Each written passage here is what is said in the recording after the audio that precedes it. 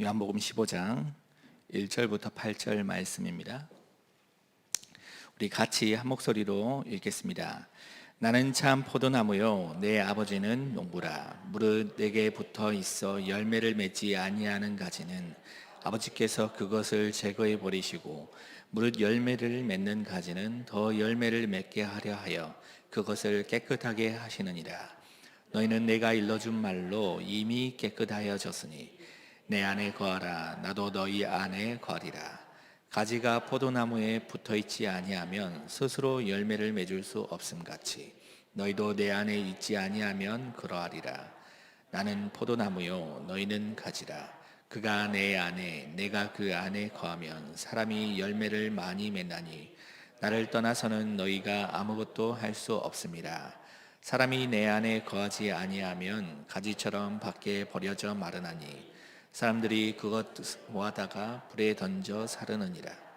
너희가 내 안에 거하고 내 말이 너희 안에 거하면 무엇이든지 원하는 대로 구하라. 그리하면 이루리라.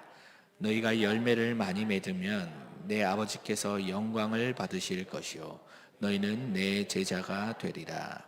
아멘. 네. 지금 우리가 어떻게 하면 우리 고창 지역을 복음화할 수 있을 것이냐, 그 부분을 놓고 우리가 먼저 응답받는 증이 되면 하나님께서 이 지역 복음화할 수 있도록 문을 열어주신다라는 믿음을 가지고 우리가 시작을 하고 있는 게 3오늘입니다. 그 중에 오늘은 오늘의 기도, 이 부분을 이야기하겠습니다. 사실상 사회적으로 성공하고 엘리트가 되는데 그 말하지 못하는 그런 고민 때문에 고통당하는 사람이 많아요. 겉으로 볼 때는 성공했는데 사실 말은 못하고 속으로 막 끙끙 앓아가면서 고통당하는 사람이 많아요.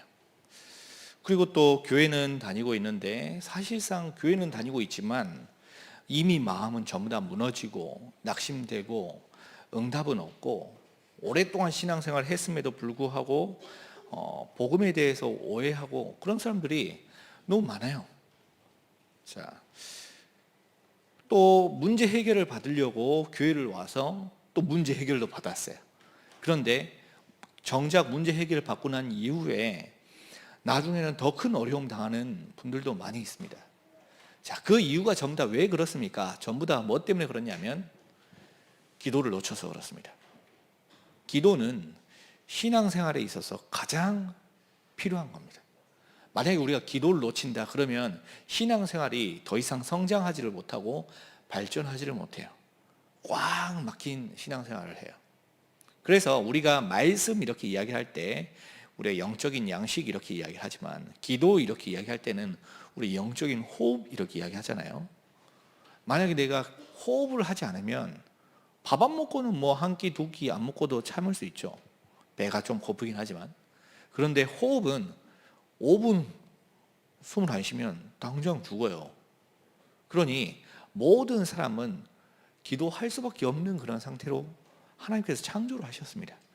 본인은 이제 기도하지 않는다고 생각할지 몰라도 자기가 생각하는 것, 보는 것, 듣는 것, 말하는 것 모든 게 이 기도로 연결이 돼요. 누구에게 기도하느냐가 문제인 거죠. 만약에 내가 그걸 악령을 향하여 기도한다 그러면 저 지옥으로 연결되는 기도를 하는 거고요. 만약에 그 기도가 하나님의 절대 계획과 소원 안에서 하는 기도면 보좌하고 직통되는 시공간을 초월하는 그런 기도가 됩니다. 그래서 우리는 사실상 그 부분을 하기 위해서 지금 이 자리에 모인 겁니다. 결국엔 지금 이 자리에서 이야기하는 사모를 결국에는 기도예요. 그렇죠? 신앙생활 결국에는 기도입니다. 내가 만약에 기도가 정말 행복하다 그러면 신앙생활이 행복해요. 그런데 기도가 내가 기도를 어떻게 하는지 모르겠다, 신앙생활을 어떻게 하는지 모르는 거예요. 기도하는 게 답답하다, 내 신앙생활 답답한 신앙생활을 하고 있는 겁니다. 만약에 내가 기도하는 게 힘들다, 신앙생활이 힘든 거예요. 그런데 만약에 이 기도하는 게 너무 즐겁고 너무 편안하다. 그러면 신앙생활이 즐겁고 편안해집니다. 그러니 기도를 발견해내는 것, 나의 기도를 찾는 것, 하나님이 원하시는 기도 속에 내가 들어가는 것, 그건 어마어마하게 중요하죠. 자, 지난 주간에 이런 이야기를 했죠. 예수님께서 이야기하시는 전도요. 자, 그래서 예수님께서 누구를 부르셨냐? 우리를 부르셨어요. 마태복음 28장 16절부터 20절에 하늘과 땅의 모든 것을 아버지께서 내게 주셨으니까 그러므로 너희는, 이렇게 불렀습니다. 너희는. 예수님께서 찾는 사람은 다른 사람이 아니에요. 예수님께서는 누구를 찾느냐? 하나님과 소통되는 너희요. 예수님께서 많은 사람 찾는 것도 아닙니다. 여러 명이 필요한 게 아니에요. 고초항 복음화 하는데 막 50만 명, 100만 명 이렇게 필요하지 않아요. 소돔과 고모라 땅에 의인 50명이 없어서, 의인 10명이 없어서 망했거든요. 그러니 한 지역을 복음하는데 그렇게 많은 사람이 필요하지 않습니다. 그럼 어떤 사람이 필요하느냐? 지금 이런 사람이 필요해요. 그러므로 너희는 하나님의 절대 계획을 깨달은 사람, 하나님과 말씀이 통하는 사람, 기도의 비밀을 깨달은 사람, 오늘을 살아가는데, 나의 오늘을 살아가는데 하나님의 언약 속에서 나의 오늘을 살아가는 사람, 그 사람을 지금 하나님은 찾고 계세요. 자, 그 너희를 부르신 거예요. 그 너희를 부르셔서 어디로 보내셨냐? 너희는 가라. 가서 그 너희를 현장으로 보내셨어요. 이게 예수님의 전도예요. 자, 예수님의 전도는 별로 어렵지 않습니다. 예수님께서 3년 동안 성경적인 전도, 예수님께서 3년 동안 공생애를 사시면서 여러 가지 사역을 하시고 병든 자도 고쳐주시고 심지어 죽은 자도 일으켜주셨는데 그 모든 이유와 목적이 어디 있었느냐? 그 너희를 찾기 위해서요. 자, 그 너희가 누굽니까? 결국에는 일꾼을 이야기합니다. 예수님께서 3년 동안 사역을 하시면서 생을 걸어서 사역하시면서 많은 사람 남겨놓지 않았어요. 딱 12명 남겨놓고 가셨어요. 그런데 그 12명이 로마 복음만 하는데, 그리고 그 복음이 지금 우리에게까지 전달되는데 충분했던 겁니다. 그러니 사람 수가 많은 게 필요한 게 아닌 거죠. 어떤 사람이 필요합니까? 예수님께서 이야기하는 그 제자, 일꾼 된 제자, 그 사람이 필요합니다. 자, 그러면 그 사람이 도대체 누굽니까? 그게 문제예요.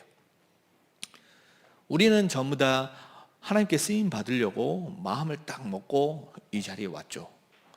그런데 내 의도와 중심이 잘못됐다는 게 아닙니다. 어떤 무엇이 문제냐? 그 속에서 무엇이 준비가 안 되느냐가 문제예요. 자, 사도 바울이 맨 처음에 부름 받을 때 다메섹 도상에서 부름 받았잖아요. 그날도 예수 믿는 사람 잡아 죽이는 그런 공문 받아가지고 다메섹 그 길로 가고 있는 도중인데 부름 받은 거예요. 사울아, 사울아, 네가 어찌하여 나를 박해하느냐? 아, 주님 누구십니까? 나는 네가 핍박하는 예수라. 그 이야기를 할 때 이 사울이라는 청년이 그때까지 무슨 일을 했던 사람이냐면 예수 믿는 사람 잡아 죽이던, 감옥에 가두던 그 일을 하던 사람이었어요. 맞죠? 자, 그 말은 그동안 사울이 수없이 많은 예수 믿는 사람을 봐온 거예요. 그동안. 자, 그러면 그동안 수없이 많은 예수 믿는 사람들을 잡아 죽일 때에 그 잡혀가던 사람들이 중심이 나빴느냐? 아니요. 전부 다 중심이 좋아요. 생명을 걸고 죽을 정도로. 그러니까 이건 중심 문제가 아니거든요. 그런데 한 번도 그 사람들을 잡아 죽이고 그 사람들을 감옥에 집어넣고 하는 동안에 사울이라는 청년이 변화되지 못했어요. 그런데 하필이면 딱 다메섹에서 변화가 된 겁니다. 왜 그럴까요? 이유가 뭘까요? 그냥 시간표가 돼가지고요. 그 이유가 뭐냐? 그곳에는 아나니아라 하는 제자가 있었거든요. 이 아나니아는 대단한 사람도 아니에요. 딱 한 번 나와요, 성경에. 이름도 없이 빚도 없이 대단한 사역을 하고 막 유명한 사역을 하거나 그렇지 않았습니다. 그런데 그 아나니아라는 사람은 한 지역에서 시간을 정해놓고 장소를 정해놓고 다락방 운동을 하던 사람이었습니다. 그 증거가 뭐냐? 그럼 다락방 운동이 뭐냐라고 이야기할 때 그 아나니아는 어떤 사람이었느냐? 그 아나니아가 막 대단한 사도의 권위를 가지고 있고 막 그런 정도의 수준이 아니고 그냥 한 자리에서 뭘 했느냐? 말씀을 소통하던 사람이었어요. 만약에 한번 생각해 보세요. 갑자기 이제 기도를 하고 있는데, 정시 기도를 하고 있는데 갑자기 환상이 딱 보여요. 그 환상이 보이는데 저기에 사울이라는 청년이 지금 막 눈에 헤매고 있다 하면서 예수님의 직통 계시가 막 나한테 와요. 그러면 우리 어떻게 하겠습니까? 오, 할렐루야, 주님이 나를 부르신다 하면서 그러면서 당장 나가겠죠. 그런데 아나니아는 그 정도로 하나님한테 직접, 예수님으로부터 직접 이야기를 받을 수 있을 정도로 소통되는 사람이었어요. 그런데 그게 성경에 보면 꼭 처음 들은 것 같은 느낌이 아니고 평상시에 자주 듣는 듯한 느낌이에요. 그렇죠? 우리 같으면 원래 안 듣다가 갑자기 하나님 음성을 듣고 예수님 음성을 들으면 내가 오늘 주님의 음성을 들었다고 하면서 온 동네 방네 소문을 다 내고 돌아다닐 거 아닙니까? 그런데 아나니아는 한 번도 소문을 안 내요. 왜 그렇습니까? 평상시에 오늘의 기도 속에 있었던 사람이었거든요. 아나니아가. 그런 너희를 이야기하는 겁니다. 예수님은. 그랬더니 단순히 그냥 평상시에 하나님 속에서 대화하는 수준이 아니고, 그런 수준이 아니고 아나니아가 질문을 해요. 주님, 저 사람은 예수 믿는 사람 잡아 감옥에 가두고 죽이는, 핍박하는 사람인 줄 제가 압니다. 우리 같으면 어떻게 하겠습니까? 일단 주님이 시켰으니까 이게 사실인지 아닌지 일단 제껴두고, 일단 주님이 시켰으니까 모든 만사를 제껴두고 일단 달려갈 거 아닙니까? 주님이 시켰다고 하면서요. 그런데 그 정도로 아나니아는 예수님과 깊이 대화하는, 소통되는 사이였던 거예요. 그게 오늘의 기도입니다. 예수님은 그런 너희를 이야기하는 겁니다. 어느 정도냐? 단순히 그냥 불신앙적으로, 부정적으로 저 사람 예수 믿는 사람 잡아 죽이는 사람인데요 라고 이야기한 게 아니에요. 그때에 예수님께서 아나니아에게 다시 이야기합니다. 저 사람은 이스라엘 백성들, 이방인들, 왕들을 위해서 택한 나의 그릇이다 라고 하나님의 직접적인 계획과 목표를 알려줄 수 있을 정도로 하나님하고 소통되던 사람이었습니다. 자, 그 사람을 이야기하는 겁니다. 너희. 그래서 만약에 지금 우리가 그 정도 깊이 있는 하나님과의 소통되는 그걸 발견을 한다면 우리에게 하나님께서 사울을 붙여주세요. 고창에 사울 같은 사람이 없을 거라고 생각합니까? 저는 있다고 생각을 해요. 고창 복음할 수 있는 키 멤버가 여기 있습니다. 고창 복음할 수 있는 키 멤버가 현장에 숨겨져 있어요. 그런데 하나님 너무 바쁘세요. 왜 바쁘냐? 그 키 멤버가 나를 만나면 큰일 나거든요. 그 키 멤버가 우리를 만나면 큰일 나요. 왜냐하면 우리를 만나면 내가 지금까지 하고 있었던 대로 그 사람을 훈련시켜 줄 게 분명하잖아요. 내가 그동안 배운 게 이거밖에 없는데 뭘 알려주겠습니까? 내가 그동안 배운 거 알려주겠죠. 그러니까 하나님께서 그 사람을 못 만나게 하려고 교묘하게 시간을 막 엇갈리게 하고, 평상시면 늦는 시간이 아닌데 이상하게 그날따라 차가 늦게 만들고 그러게 만드세요. 하나님 바쁘세요. 현장에 숨겨져 있는 사람 너무 많은데 사도행전 13장 48절에 그날에 주를 믿기로 작정된 자는 다 믿더라 그랬는데 그날에 오늘에 예정된 사람이 다 있단 말이에요. 그 사람을 하나님께서 날 못 만나게 만드세요. 왜냐하면 그 사람이 나를 만나면 나하고 똑같은 신앙생활을 할 게 분명하거든요. 제자인데 저 사람은. 그 사람은 고창 복음할 수 있는 사람인데 그 사람이 나를 만나면 안 돼요. 왜 그렇습니까? 내가 뭔가가 깊은 오늘의 기도를 놓치고 있는 거예요. 그래서 이 오늘의 기도, 이건 어마어마하게 중요합니다. 그 오늘의 기도가 얼만큼 중요하느냐, 이 오늘의 기도를 통해서 현장의 빈 곳, 치유의 빈 곳, 서밋의 빈 곳, 모든 빈 곳을 전부 다 살려낼 수 있는 기도가 됩니다. 그래서 기도는 모든 것을 바꿀 수 있고 모든 것을 살릴 수 있습니다. 기도로 안 되는 게 없습니다. 정말 기도로 마음의 확신을 가져야 돼요. 그 기도 때문에 행복해야 돼요. 말씀 속에서 내가 기도의 행복한 여정을 살아야 돼요. 그 기도의 여정 속에 있으면, 그 여정 속에 있을 때, 자, 이걸 여정이라 그래요. 자, 그 여정 속에 있을 때 현장에서 제자들을 만나야 돼요. 제자들을. 그 현장 속에서 어떤 사람을 만나게 되냐면 갈급한 사람, 그 현장 속에서 때로는 충성된 사람, 그 현장 속에서 때로는 사명을 가지고 있는 사람 만나게 됩니다.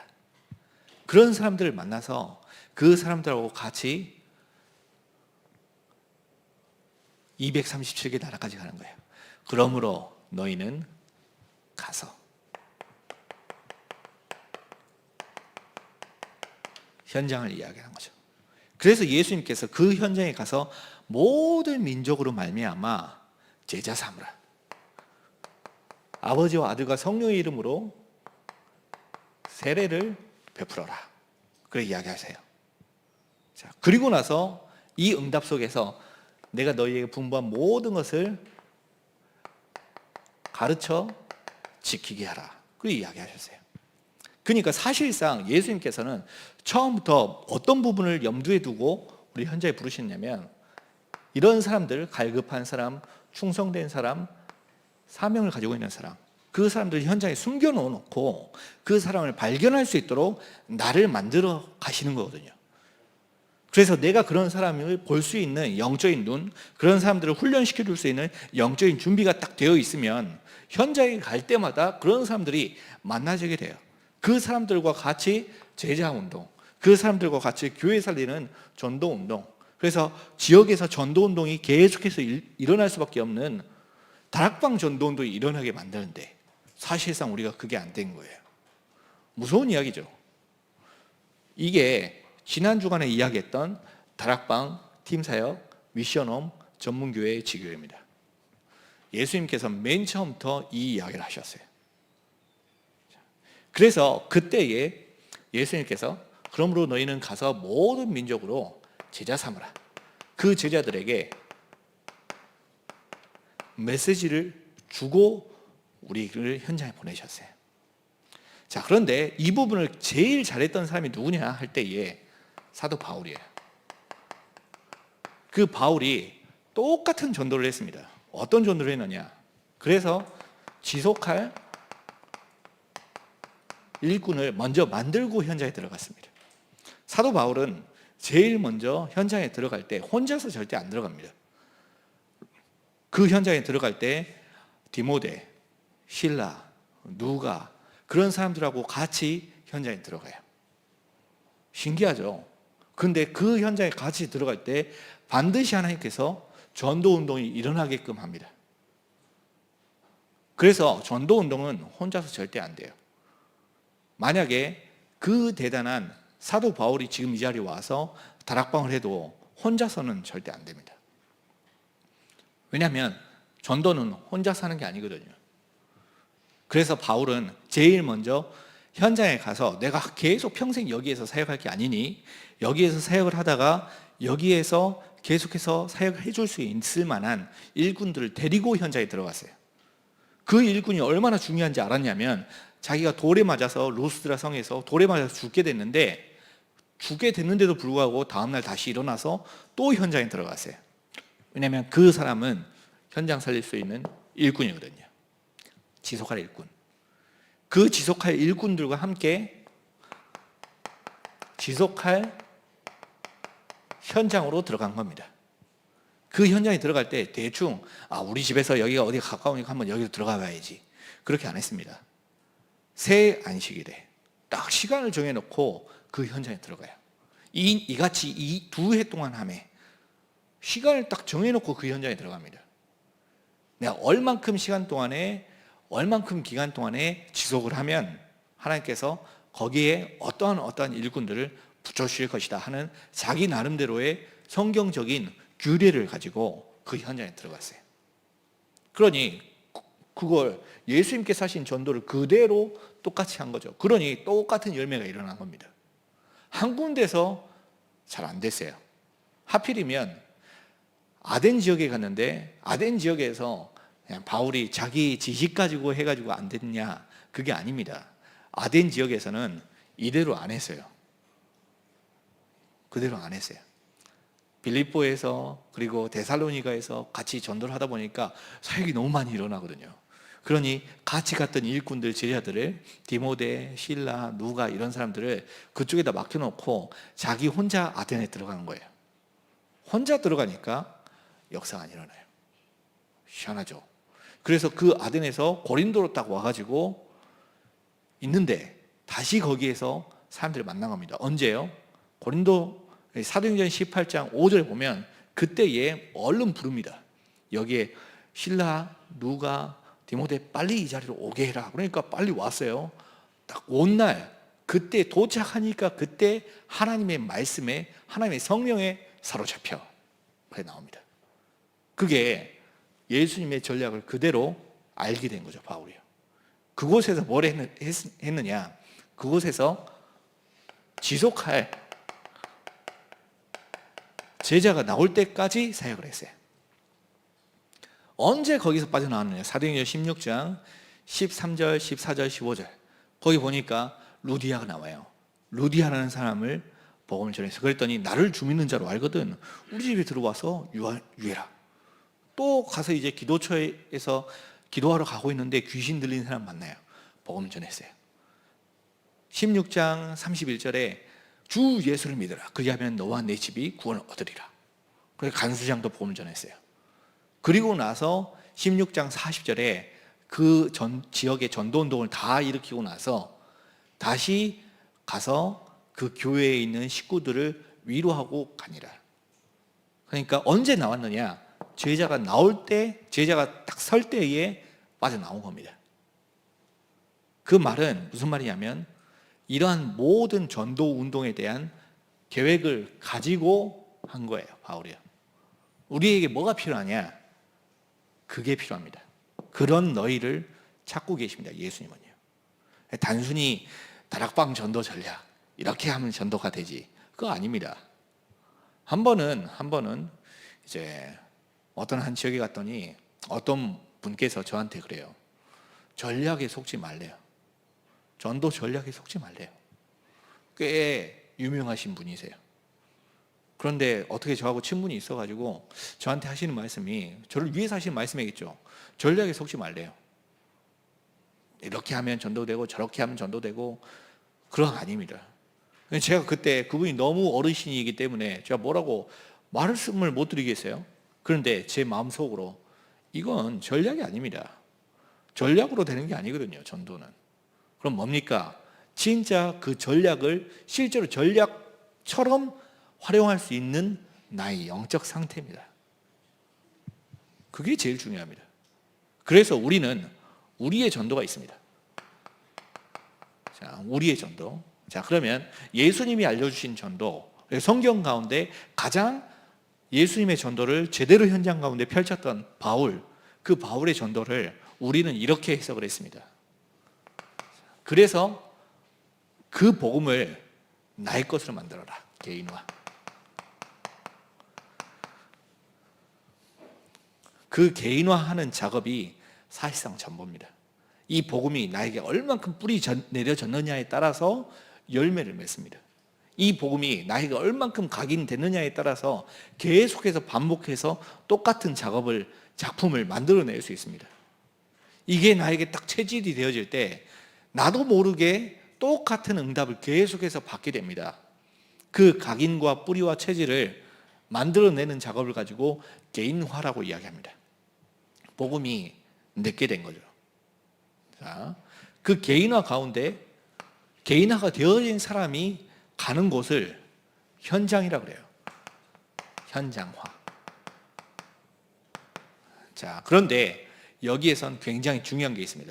자, 내가 복음이 내게 되었고, 우리 여기 계신 분은 전부 다 개인화 되신 분 아닙니까? 개인화 안 되신 분들은 여기 오실 수가 없어요. 굉장히 중요하죠. 자, 개인화 되신 분들만 지금 이 자리에 계신 겁니다. 그래서 이제 말씀 속에서 응답받을 수 있는 상태가 된 거죠. 그 사람이 현장에 가는데 이상하게 현장에 응답이 안 일어나요. 왜 그럴까요? 분명히 나는 개인화 됐는데 복음이 내게 충분히 있고 그 복음을 매일 누리고 있는데 현장에서 전도가 안 돼요. 왜 그럴까요? 그 사이에 여정화가 안 된 거예요. 자, 여정화가 뭐냐 할 때에 내가 복음이 충분히 누려진 상태에서 현장에 가서 그 가는 길까지를 여정이라고 이야기합니다. 그게 안 되는 거예요. 그 여정을 뭐라고 이야기하냐면 오늘의 기도라고 이야기합니다. 무슨 말인지 아시겠습니까? 그러니 진짜 이 말씀을 내가 받은 오늘의 강단 말씀, 오늘의 응답받을 그 말씀을 내 것으로 만들지 않고서는 절대로 응답이 있을 수가 없어요.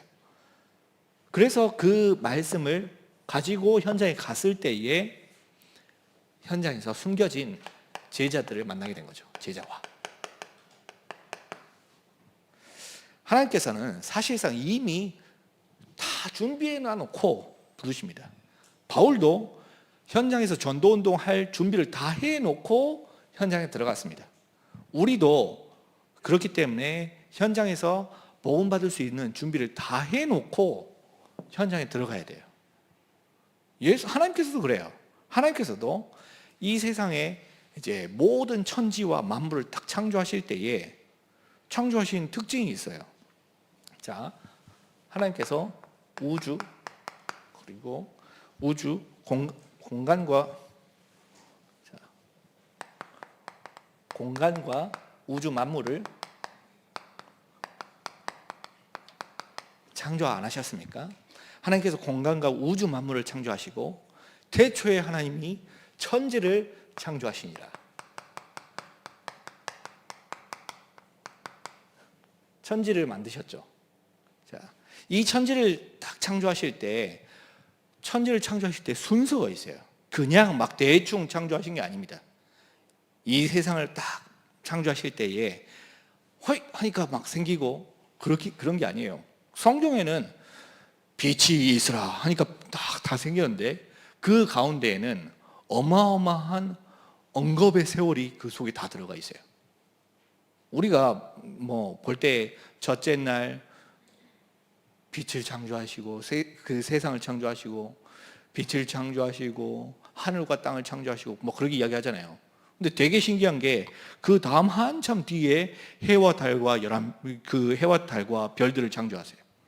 근데 지금 와서 우리는 지구의 공전 그리고 자전 이것 때문에 날이 생기고 사실은 해는 항상 떠 있는데 지구가 돌고 있는 그걸 알잖아요. 그러니까 해 때문에 날이 바뀌는 걸 알게 된 거죠. 지금 와서 보니까 이게 말이 안 맞아요. 왜 안 맞느냐? 우리가 그렇게 착각하고 그동안 본 거예요, 성경을. 하나님의 첫째 날, 둘째 날은 지금 우리의 지구상에 있는 24시간의 개념이 아닙니다. 그렇죠? 왜냐하면 태양은 훨씬 나중에 창조됐는데요. 그 하나님께서 이야기하신 빛, 그리고 첫째 날, 그런 개념이 그때는 지금이랑 완전 달라요. 그러니까 하나님의 나름대로의 하나님께서 이 세상을 창조하신 우주 만물을 창조하신 법칙이 있습니다. 그러면 하나님의 법칙이 뭐냐? 맨 처음에는 혼돈,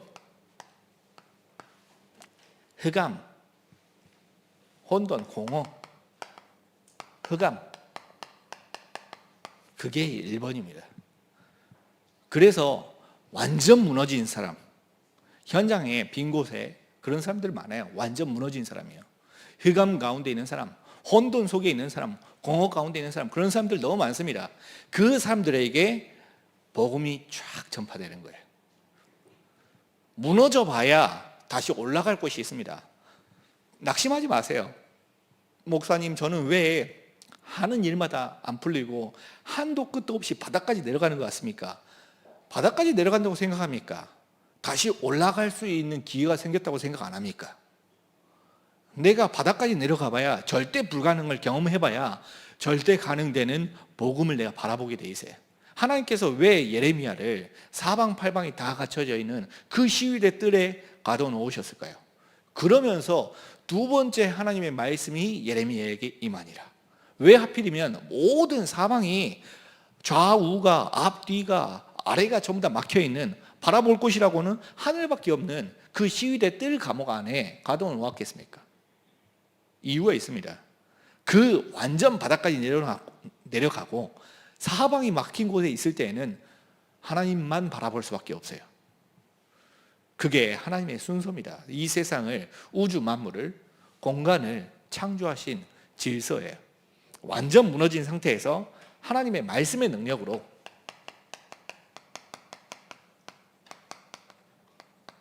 이 세상을 완전 뒤바꿔 놓으신 거죠. 하나님이 이르시되 빛이 있으라.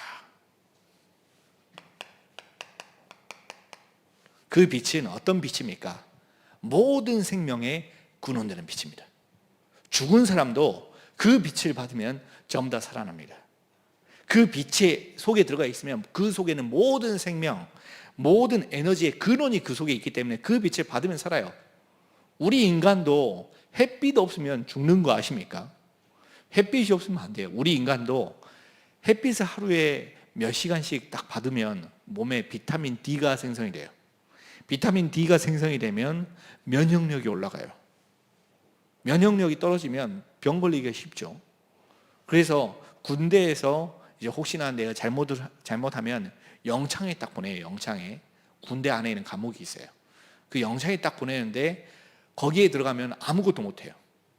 진짜 들어가 보셨나 봐요. 어떻게 그렇게 잘합니까? 그 안에 들어가면 아무것도 못해요. 근데 딱 하나, 하루에 딱 10분만 자유를 주는데 그 해가 딱 위에 지나갈 때 햇빛이 쫙 들어오거든요. 그 햇빛을 볼 수 있는 시간을, 자유로운 시간을 딱 10분을 줘요. 왜냐하면 그게 없으면 사람이 미쳐버리거든요. 빛이 있으라.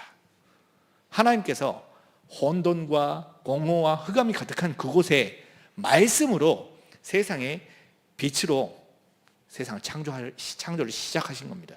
빛이 있으라. 자, 그런데 참 재미난 일이, 그 하나님께서 그 대단한 생명의 근원되는 에너지, 모든 에너지의 근원되는 빛을 창조하시고, 그리고 막 해와 달도 창조하고, 그리고 땅도 막 만들고, 바다도 만들고, 육지에 이제 식물들도 만들고, 물고기, 새, 그리고 동물들도 만들고, 모든 걸 다 만드신 다음에, 자, 둘째 날부터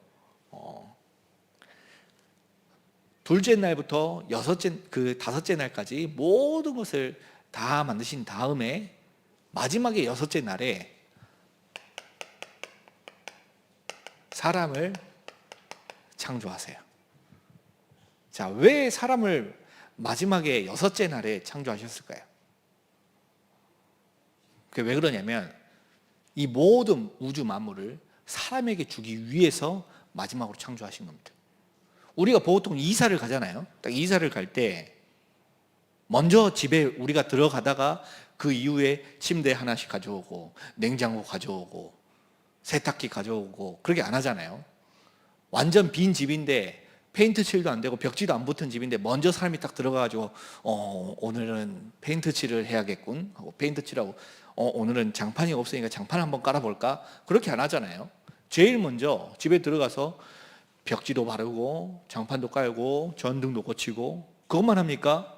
그 안에 안방에는 뭐 침대, 부엌에 냉장고, 저기 베란다 그쪽에 뭐 세탁기, 애들 방에 뭐 장난감, 거실에 소파 다 갖다 놓고, 다 준비를 다 해놔놓고 마지막에 사람이 들어가잖아요.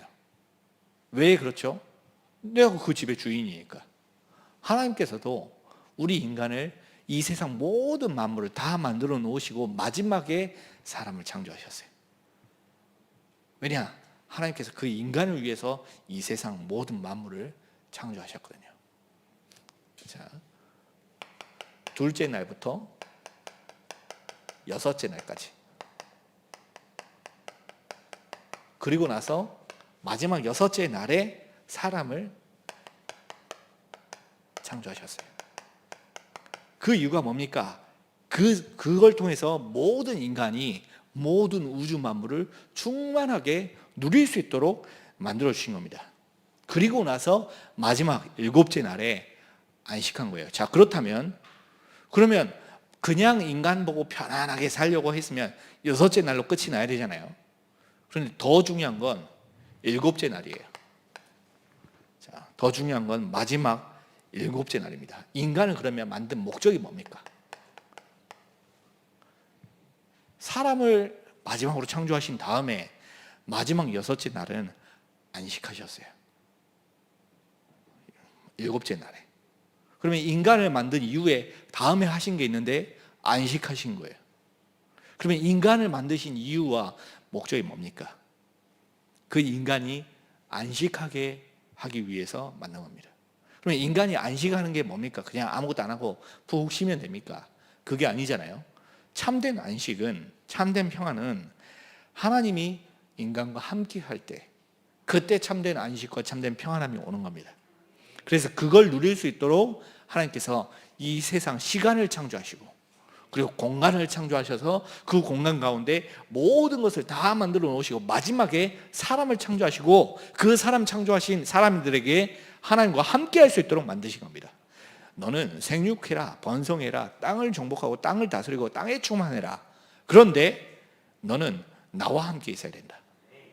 자, 문제는 그 인간이 하나님 떠난 겁니다. 그 인간이 하나님을 떠난 거예요. 그래서 모든 문제가 시작이 됐어요. 하나님께서는 인간을 만들었을 때 너무 좋았거든요. 힘이 좋았더라.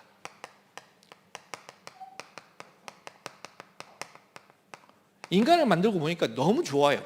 인간이 진짜 나의 사랑하는 나의 형상이고 나의 작품이고 완벽한 모습이에요. 그런데 그 인간이 나와 함께 해야 가장 행복한데, 창조의 질서를 따르고 그 속에 있어야 가장 행복한데 그 삶을 잃어버렸어요. 가장 행복해야 될 인간이 가장 불행한 상태가 된 겁니다. 그래서 하나님께서는 우리 인간이 계속해서 가장 행복한 상태의 그 삶을 살기를 원하십니다. 그게 바로 우리가 살아야 되는 삶입니다. 창조와 질서의 삶. 어떻게 하면 창조 그리고 질서의 삶을 살 수 있습니까? 그 방법이 바로 하나님과 함께 하는 겁니다. 하나님과 함께, 하나님 함께 할게요. 그렇게 해서 하나님과 함께 하는 게 또 아니잖아요. 그럼 하나님과 함께 할 수 있는 비결, 방법이 뭡니까? 그게 바로 오늘의 기도다 이 말입니다. 자, 그래서 하나님께서 그 응답을 누구에게 주셨냐? 우리 구원받은 성도들에게 주셨어요. 성도들에게 나를 계수하는 지혜를 가질 수 있도록 주신 거죠. 어떤 지혜요? 말씀 속에 있는 지혜. 하나님이 이 세상을 창조하시는데, 하나님이 이 세상을 창조하실 때에 말씀으로 천지를 창조하신 겁니다. 그렇기 때문에 모든 성도들은 반드시 말씀 속에 있어야만 창조의 능력 되는, 시공간을 초월하는 창조의 능력 되시는 하나님과 함께 할 수 있습니다. 왜냐하면 말씀이 곧 하나님이시거든요. 만약에 내가 말씀을 놓친다, 그건 하나님을 놓치는 거예요.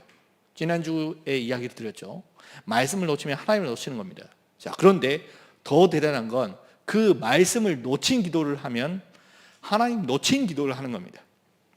그래서 기도를 할 때 반드시 말씀 붙잡고 기도를 해야 됩니다. 그동안 모든 사람들이 기도는 열심히 해왔어요. 기도는 열심히 하는데 응답받을 수 없는 그런 기도를 한 거죠. 제가 한 번은 이제 외국인 다민족 사역을 한 적이 있는데, 이게 아프리카 케냐에서 오셨어요. 그 다민족 분께서. 아프리카 케냐에 살 때는 부자예요. 자기 집이 있어요. 2층 집이에요. 앞에 정원도 있어요. 나름대로 그 똑똑한 사람이에요. 본인은 거기 케냐에서 의대를 나왔어요. 엘리트죠. 근데 거기선 케냐는 의사보다 더 대단한 직업이 목사라네요. 왜냐하면 목사가 되면 헌금을 많이 하니까, 이 사람들이 토속 신앙을 가지고 있기 때문에 헌금을 많이 해요. 굉장히 부자가 된대요. 목사가 되면. 남편은 목사예요. 목사 공부를 해요. 그래서 이제 귀향의 목사 되는데 제대로 배우려고 한국까지 오신 거예요. 이분이 참 대단하죠. 한국에 딱 왔는데, 한국에 오니까 저 연립주택 1층, 2층, 3층, 4층, 5층에 있는데 엘리베이터 없는 연립주택 있죠. 거기 5층에 살아요. 집이 자기가 예전에 살던 집의 3분의 1밖에 안 돼요. 애들은 딸이 셋이 있는데 딸 셋이 전혀 안 행복해요. 그래서 이분이 예전에 자기 고향에 살 때는 너무 행복하고 좋았는데 여기 와보니까 너무 안 행복한 거예요. 그래서 이분이 병에 걸렸어요. 향수병에. 그래서 집에 가고 싶대요. 제가 맨 처음에 그분을 딱 만나니까 이분이 하는 말이, 목사님, 저 집에 가고 싶어요. 그런 이야기를 해요. 그래서 이제 왜 집에 가고 싶은지 제가 곰곰이 보니까 한국에 있는데 전혀 안 행복한 거예요. 이분이 한국에 와 있는 이유를 몰라요. 그래서 그분하고 저하고 이제 다락방을 시작을 했습니다. 자, 다락방을 맨 처음 시작을 해가지고 제가 뭘 했겠습니까? 그분하고 막 대단한 전략 가지고 막 메시지를 했느냐? 한 번도 그래 안 했어요. 그분하고 뭘 했냐면 말씀, 기도, 전도, 사업 오늘을 알려주고 같이 말씀 포럼하고, 나는 이렇게 말씀 붙잡았는데 당신은 어떻게 말씀 붙잡았느냐, 그렇게 이야기하고. 그렇게 딱 하는 도중에 제가 뭘 하나 발견을 했어요. 뭘 발견했느냐, 이분의 기도가 완전 세상적인 거 있죠. 완전 세상적이에요. 주로 어떤 기도하느냐, 우리 남편이 밖에서 일할 때 일 잘 되게 해주세요. 저 빨리 승진하게 해주세요. 우리 아이들이 뭐 몸 안 아프고 건강하게 해주세요. 내가 지금 병에 걸렸는데 내가 가지고 있는 병 해결해 주세요. 지금 우리 집에 월세가 이렇게 있는데 월세 밀렸으니까 월세 해결해 주세요. 그런 기도를 해요. 그런 기도는 차라리 안 하는 게 낫습니다. 왜냐하면 하나님께서는 그런 기도 불신자들이 하는 기도예요. 그래서 그분하고 뭔 이야기를 했냐면 기도를 조금씩 바꿔드렸어요. 그런 기도하지 말고 응답받을 기도를 해라. 많이 안 했습니다. 조금 했어요. 몇 개월 했는데 몇 개월 후에 이분이 와서 고백을 해요. 목사님, 저 이제 고향에 안 가고 싶어요. 그래, 그분 아직도 잘 살고 계세요. 신앙생활 잘하고 있습니다. 우리 다락방 교회에서요. 어떻게 그렇게 됐습니까? 저는 도와드린 게 없어요. 막 그분한테 가가지고 설득하고 막 팀 사역하고 막 붙잡아 놓고 당신 가면 안 된다, 가면 큰일 난다, 그런 말 한 적이 없어요. 저는 뭘 해줬냐, 그분께서 응답받는 기도할 수 있도록 도와드렸습니다. 뭐 대단한 걸 한 게 아니고 말씀 붙잡고 응답받을 수 있는 기도를 할 수 있도록 도와드렸어요. 그러면 응답받는 기도가 뭡니까? 응답받는 기도는 뭐냐? 말씀 붙잡고 하는 기도입니다. 이 말씀 붙잡고 하는 기도를 할 수 있도록 그 말씀의 흐름 속에, 복음의 흐름 속에, 복음화의 흐름 속에 전도 운동과 그런 제자의 삶 속에 계속 있게, 뭐 대단한 거 도와드린 것도 아니고 그거 도와드렸는데 이분이 가지고 있는 그런 모든 문제가 치유됐어요. 영적 문제가 치유가 돼요. 이분이 이제 본인이 갑상선 암에 걸려 있었어요. 갑상선 암에 걸려 있었는데 교회에서 도움을 줘가지고 700만 원, 800만 원 이렇게 헌금해가지고 암 수술을 해줬어요. 이분은 얼마나 감사합니까? 원래 케냐에 있을 때부터 살살 아팠대요. 근데 한국에 와보니까 의료가 발달했으니까 손쉽게 수술을 한 거예요. 그래서 이분이 하는 말이, 이미 그 전의 상태에도 수술도 다 했는데 불구하고 고향으로 가고 싶었는데 지금 상태로 하는 말이, 내가 복음을 안 들었으면 과연 한국에 와서 내가 지금 이 암 걸려있던 걸 사실 과연 알았을 것이냐, 몰랐지 않겠느냐. 그런데 이렇게 복음 듣고 치료받고 말씀 듣고 행복한 삶을 살게 돼서 자기는 너무 좋다. 계속 여기서 복음 말씀 듣고 전도하는 일에 앞장서고 싶다. 그분 통해서 수많은 케냐 사람들, 아프리카 사람들 복음 받고 한 지교회가 열렸습니다. 참 감사하죠. 대단한 걸 한 게 아닙니다. 우리 고창에도 그런 다민족들 너무 많습니다. 오히려 그런 사람들이 우리 교회 안에 많아요. 빈 곳. 그런데 그분들이 뭐가 필요하느냐? 말씀 붙잡고 응답받는 기도하는 게 필요합니다. 그래서 우리가 뭘 해야 되느냐? 그래서 우리가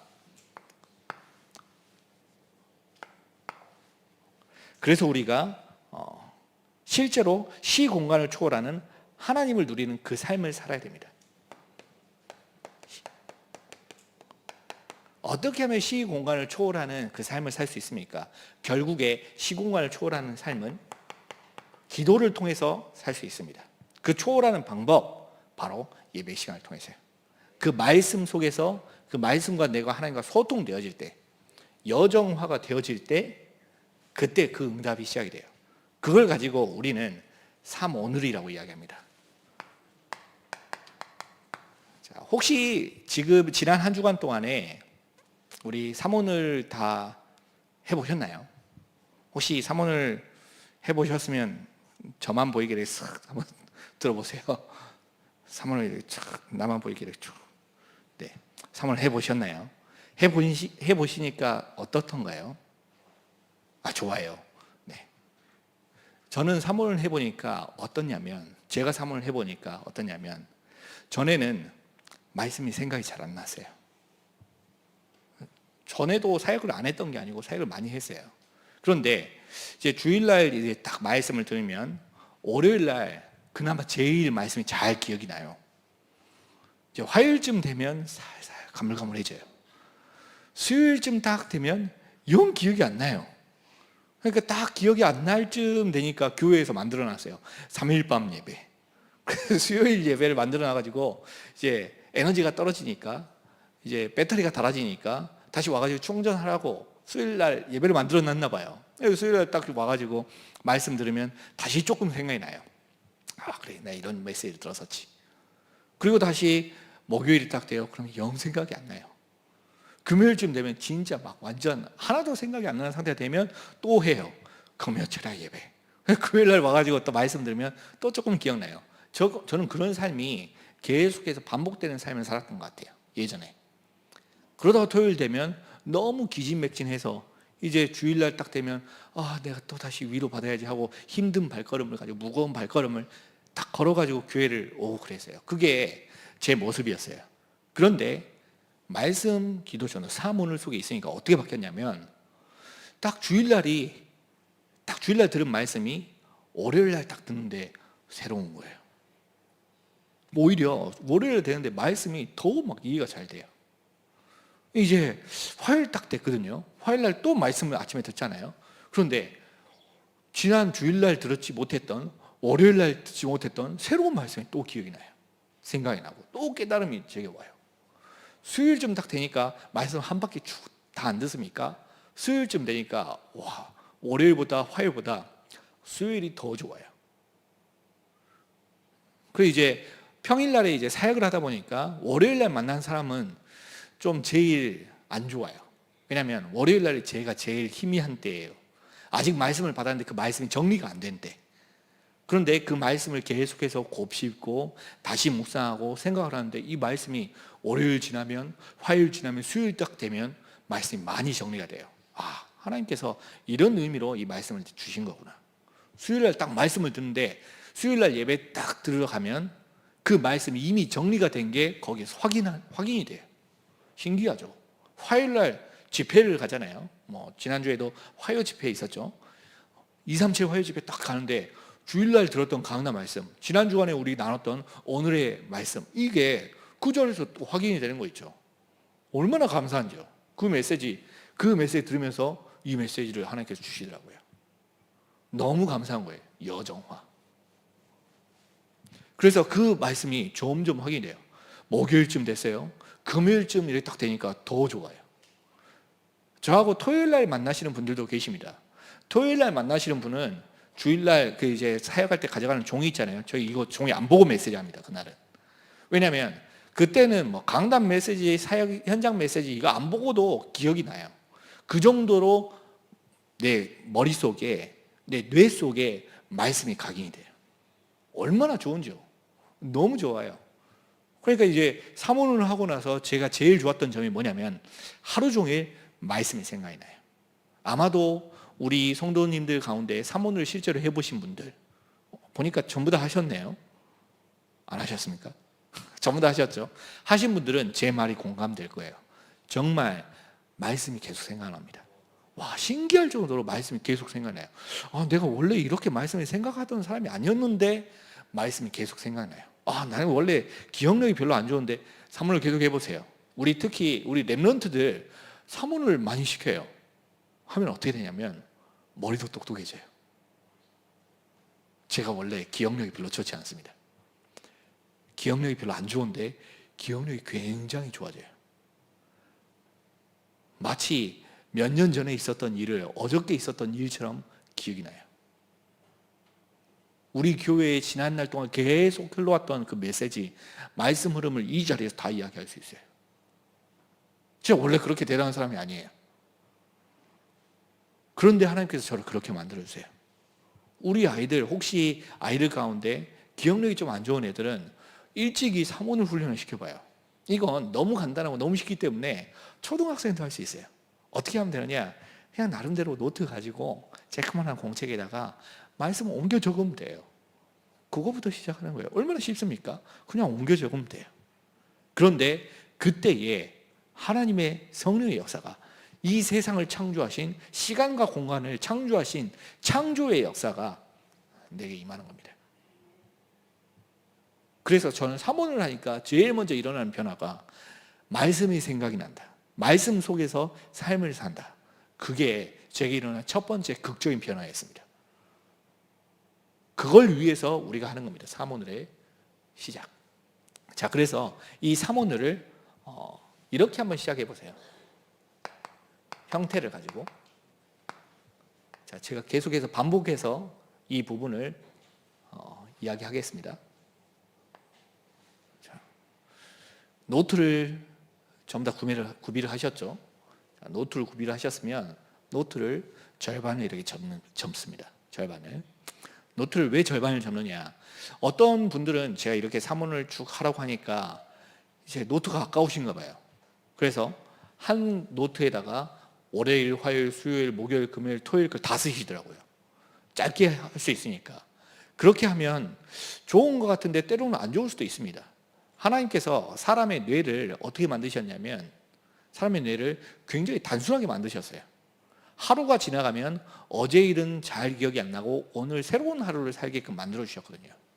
그래서 사람이 잠을 안 자면 굉장히 뇌가 복잡해집니다. 그래서 잠을 푹 자고 일어나는 게 또 중요하고 꼭 필요해요. 어떤 경우에 따라서는 잠을 적게 자는 사람도 있고 많이 자는 사람도 있는데 일단 잠자는 시간이 굉장히 중요해요. 과학적으로 잠을 자면 그 전날에 있었던 하루를 쭉 정리를 한대요. 그렇다고 하네요. 그러니 굉장히 사람의 뇌가 그렇게 만들어졌어요. 그래서 한 페이지당 하루씩 하면 말씀이 더 기억이 잘 납니다. 제가 해보니까 저 같은 경우는 그래요. 그래서 한 페이지당 하루, 어차피 노트 별로 안 비싸니까 다 안 써도 다음날은 다음 페이지 넘겨서 또 하나 쓰고 그 다음날은 또 옆에 새로운 페이지에 또 쓰고 그렇게 한번 해보세요. 굉장히 재밌습니다. 자, 월요일에는 1대지를 쭉 묵상을 합니다. 굉장히 간단하죠? 일부러 제가 더 길잖아요. 주보에 나온 건 더 길지만 제가 간단하게 썼어요. 이렇게. 실제로 이런 식으로 한번 간단하게 써보시라고 제가 예시로 써드린 겁니다. 1대지에. 자, 화요일엔 2대지를 가지고 쭉 써요. 자, 수요일에는 3대지를 가지고 쭉 써요. 자, 화요일에는 2대지, 수요일은 3대지. 목사님 꼭 똑같이 주보에 나와 있는 그대로 안 써도 됩니까? 네, 안 써도 됩니다. 내 마음에 따라서 목사님께서 칠판에 쓰신 그대로 똑같이 쓰셔도 돼요. 괜찮아요. 그것도 많다. 그러면 저처럼 이렇게 요약해서 쓰셔도 돼요. 쓰는 게 어떻게 쓰느냐 그게 중요하지 않습니다. 옮겨 적는 게 중요합니다. 내가 오늘을 사는 게 중요하지 오늘을 어떻게 사느냐가 중요하지 않아요. 오늘을 사는 게 중요해요. 내가 23시간 55분을 놓친다 할지라도 5분만 이렇게 살면 나는 오늘을 산 겁니다. 그런데 별거 아닌 것처럼 느껴졌는데 그 오늘이 쌓여가지고 일주일이 돼요. 한 주가 돼요. 그 한 주가 쌓여가지고 한 달이 되고요. 한 달이 쌓여서 한 해가 되는 거예요. 오늘 어떤 한 분이 그런 이야기를 해요. 작년 이맘때쯤에 2020년 한 해는 어떻게 살지? 라고 이야기를 했는데 벌써 눈 깜빡하니까 한 해가 지나가지고 똑같은 이야기를 하더래요. 2021년 한 해는 어떻게 살지? 라고 이야기를 딱 하고 나서 내가 작년에도 이런 이야기를 했는데 그래요. 금방 그래 지나가요. 근데 그 사이에 내가 오늘을 살면 그 한 해가 의미가 있어지고, 만약 오늘로 치면 그 한 해가 의미 없이 그냥 지나갑니다. 그래서 오늘을 사는 게 굉장히 중요하죠. 목요일은 일대지를 다시 한번 반복하셔도 되고, 그리고 아니면 오후 말씀을 붙잡아도 됩니다. 왜 오후 말씀을 붙잡아도 되느냐? 오후에도 강단 말씀이 그 안에 담겨져서 나오거든요. 응답받을 수 있는 말씀이 담겨져서 나와요. 아무것도 문제 안 됩니다. 자, 금요일에는 이대지.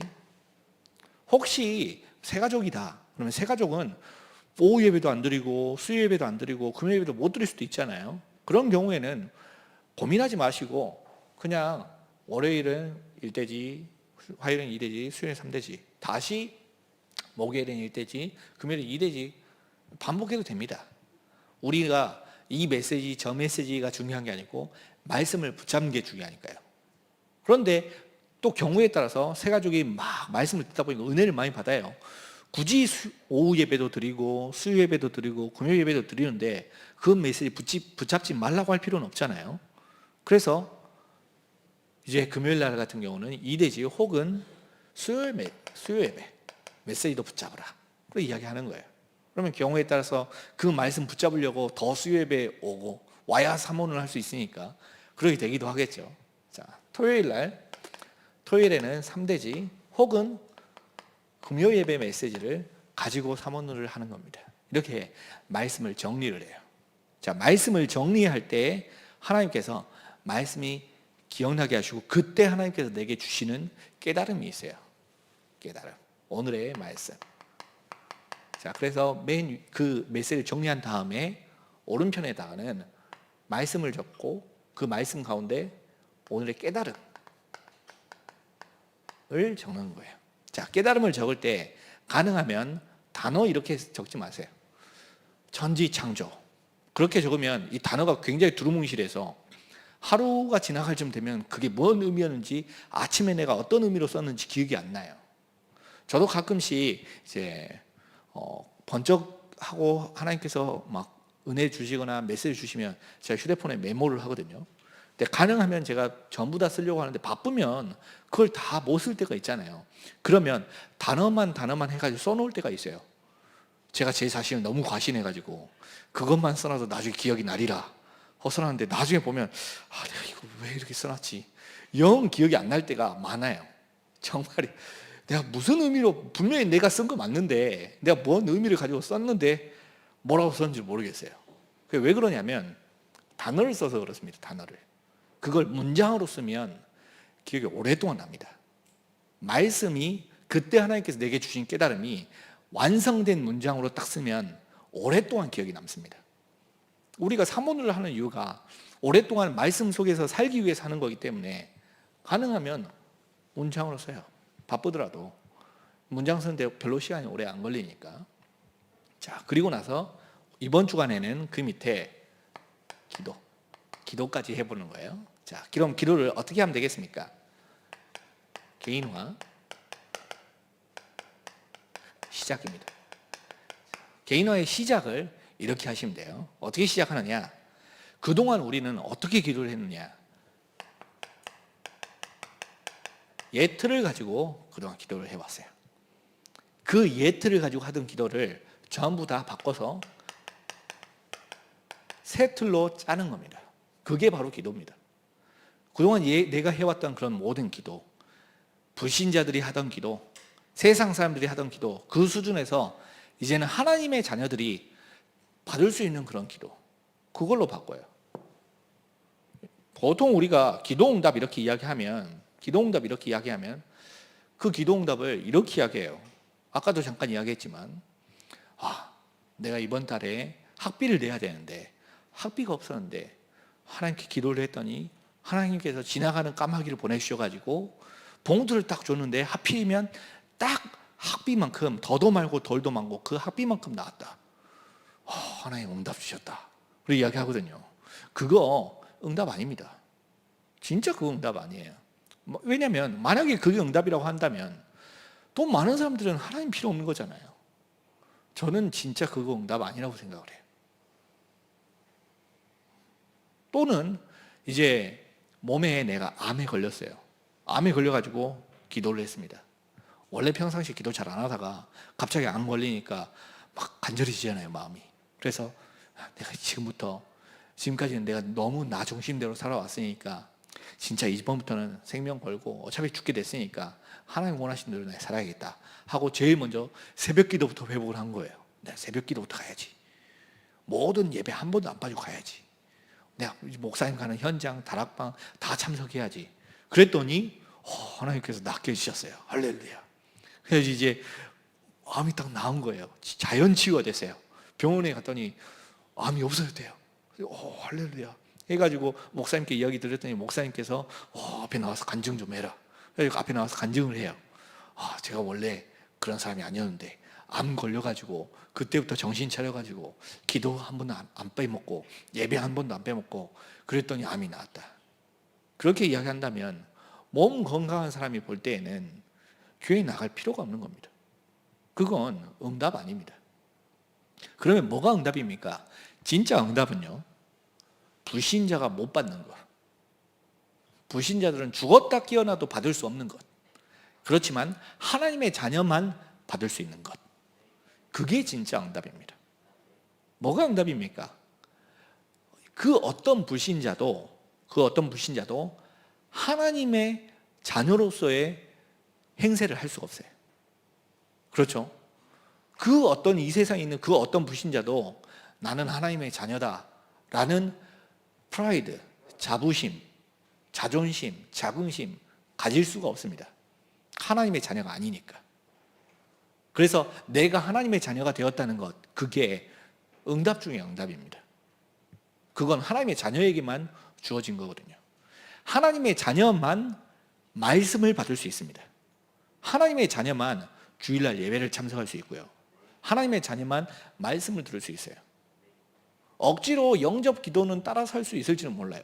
억지로 예배 드리는 자리에 앉혀놓을 수 있을지는 모릅니다. 그러나 이 자리에 와서 말씀이 허용이 안 돼요. 예수님께서 이야기하십니다. 내가 비유로 말씀을 전달하는 이유는 이 말씀이 우리 하나님의 자녀들에게는 허용되었지만 세상 사람들에게는 감춰졌기 때문이다. 그래서 하나님의 자녀들만 말씀이 허용이 되었습니다. 그게 응답 중에 응답입니다. 그래서 예배 시간이 최고 응답입니다. 하나님의 자녀만 예수 그리스도 이름의 권세를 사용할 수 있습니다. 하나님의 자녀만 내가 진짜 위급한 상황이 되었을 때, 내가 어떤 길로 가야 될지 모를 때, 내가 지금 하나님의 SOS가 필요할 때, 그때 예수 그리스도 이름으로 기도할 수 있어요. 너희가 무엇이든지 원하는 대로 구하라. 그리하면 내가 시행하리라. 하나님의 자녀만 받을 수 있어요. 하나님의 자녀가 아닌 사람은 원해도 받을 수가 없어요. 하나님의 자녀가 아닌 사람은 기도해도 응답이 없어요. 혹시 응답이 있다면 그건 하나님이 주시는 응답은 아닙니다. 하나님의 자녀가 아니니까요. 하나님의 자녀만 생명이 허용이 되었어요. 생명을 가진 사람만 생명을 낳을 수 있습니다. 그렇기 때문에 하나님의 자녀만 현장에 가서 죽어가는 사람들을 복음으로 살려낼 수 있어요. 그게 진짜 응답입니다. 그러한 내 기도의 예틀을 새 틀로 전부 다 바꿔내는 겁니다. 보세요. 오늘 읽었던 본문에 요한복음 15장에 이렇게 이야기합니다. 자, 요한복음 15장 4절에 이렇게 이야기하죠. 자, 예수님께서는 포도나무시고 하나님은 농부시고 우리는 그 포도나무에 붙어있는 가지예요. 자, 그 가지에게 하시는 말씀이에요. 4절에 내 안에 거하라. 나도 너희 안에 거하리라. 어디서 많이 들었던 이야기 같죠? 자, 가지가 포도나무에 붙어있지 아니하면 스스로 열매를 맺을 수 없음 같이 너희도 내 안에 있지 아니하면 그러하리라. 그게 기도를 이야기하는 겁니다. 자, 5절에 나는 포도나무요 너희는 가지라. 그가 내 안에 내가 그 안에 거하면 사람이 열매를 많이 맺나니. 만약에 우리가 그리스도 안에 딱 붙어 있으면 열매를 많이 맺습니다. 열매. 자, 7절에 이렇게 이야기합니다. 너희가 내 안에 거하고 내 말이 너희 안에 거하면. 지금 여기에서 계속해서 반복되는 이야기가 뭐냐? 내가 너 안에, 그리고 너희가 내 안에. 우리는 그리스도 안에, 그리스도께서는 내 마음속에. 지금 이걸 계속해서 반복해서 이야기하고 있죠. 자, 요한복음 8장을 한번 봅시다. 자, 요한복음 8장.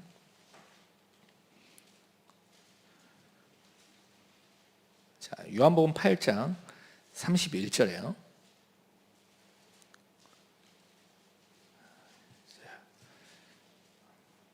한번 봅니다.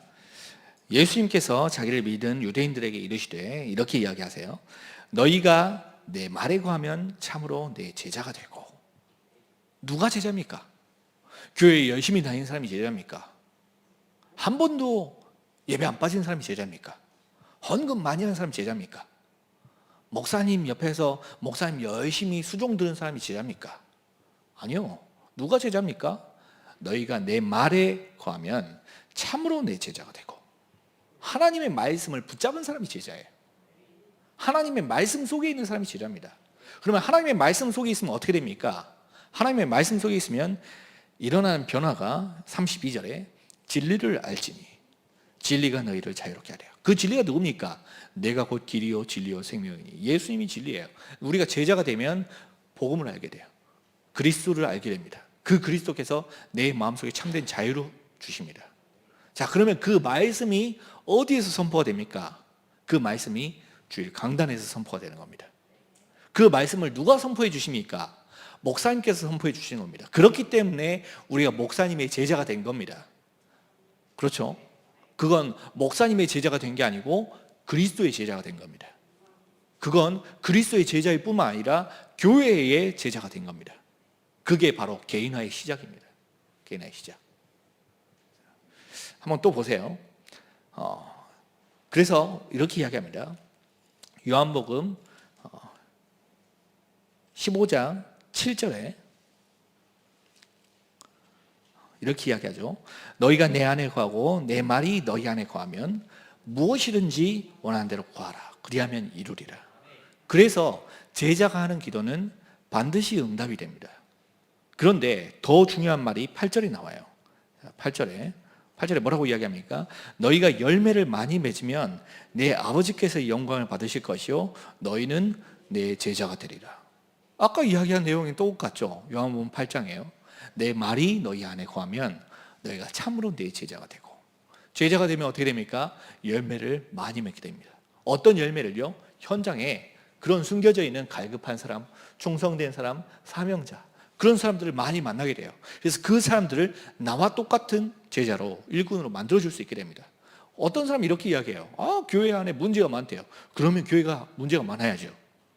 왜냐? 문제 많은 사람이 교회에 왔으니까.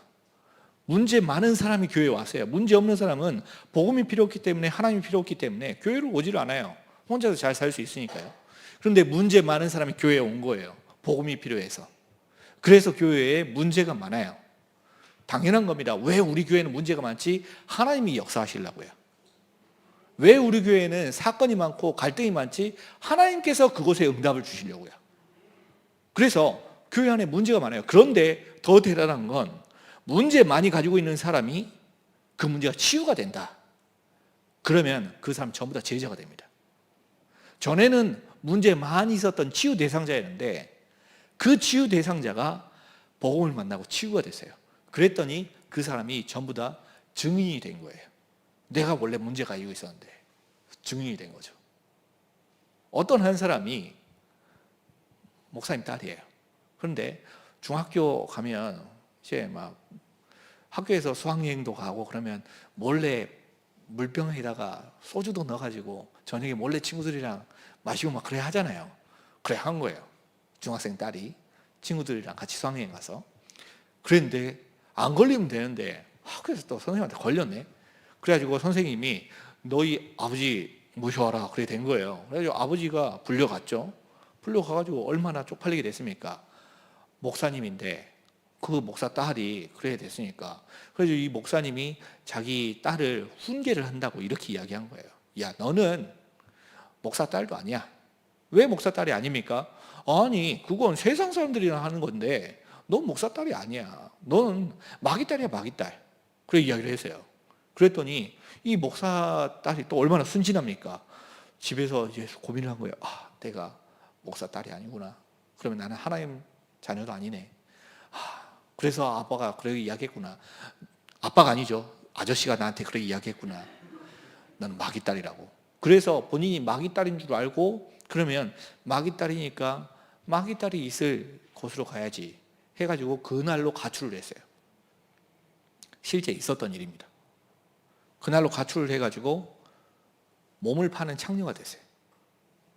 창녀가 돼서 이제 중학교, 고등학교 가는 그런 성인이 된 거죠.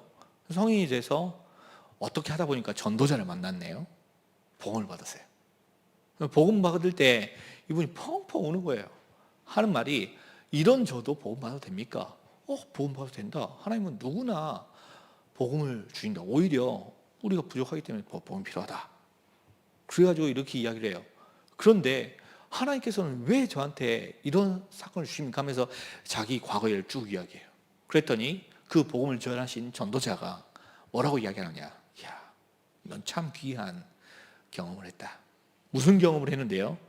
내가 저 창녀들한테 가서 몸 파는 분들한테 가서 복음을 전하면 내 이야기를 듣겠냐? 나는 남자고 저 사람은 내가 저 사람 이해를 못하고 저 사람도 나를 이해를 못하는데요.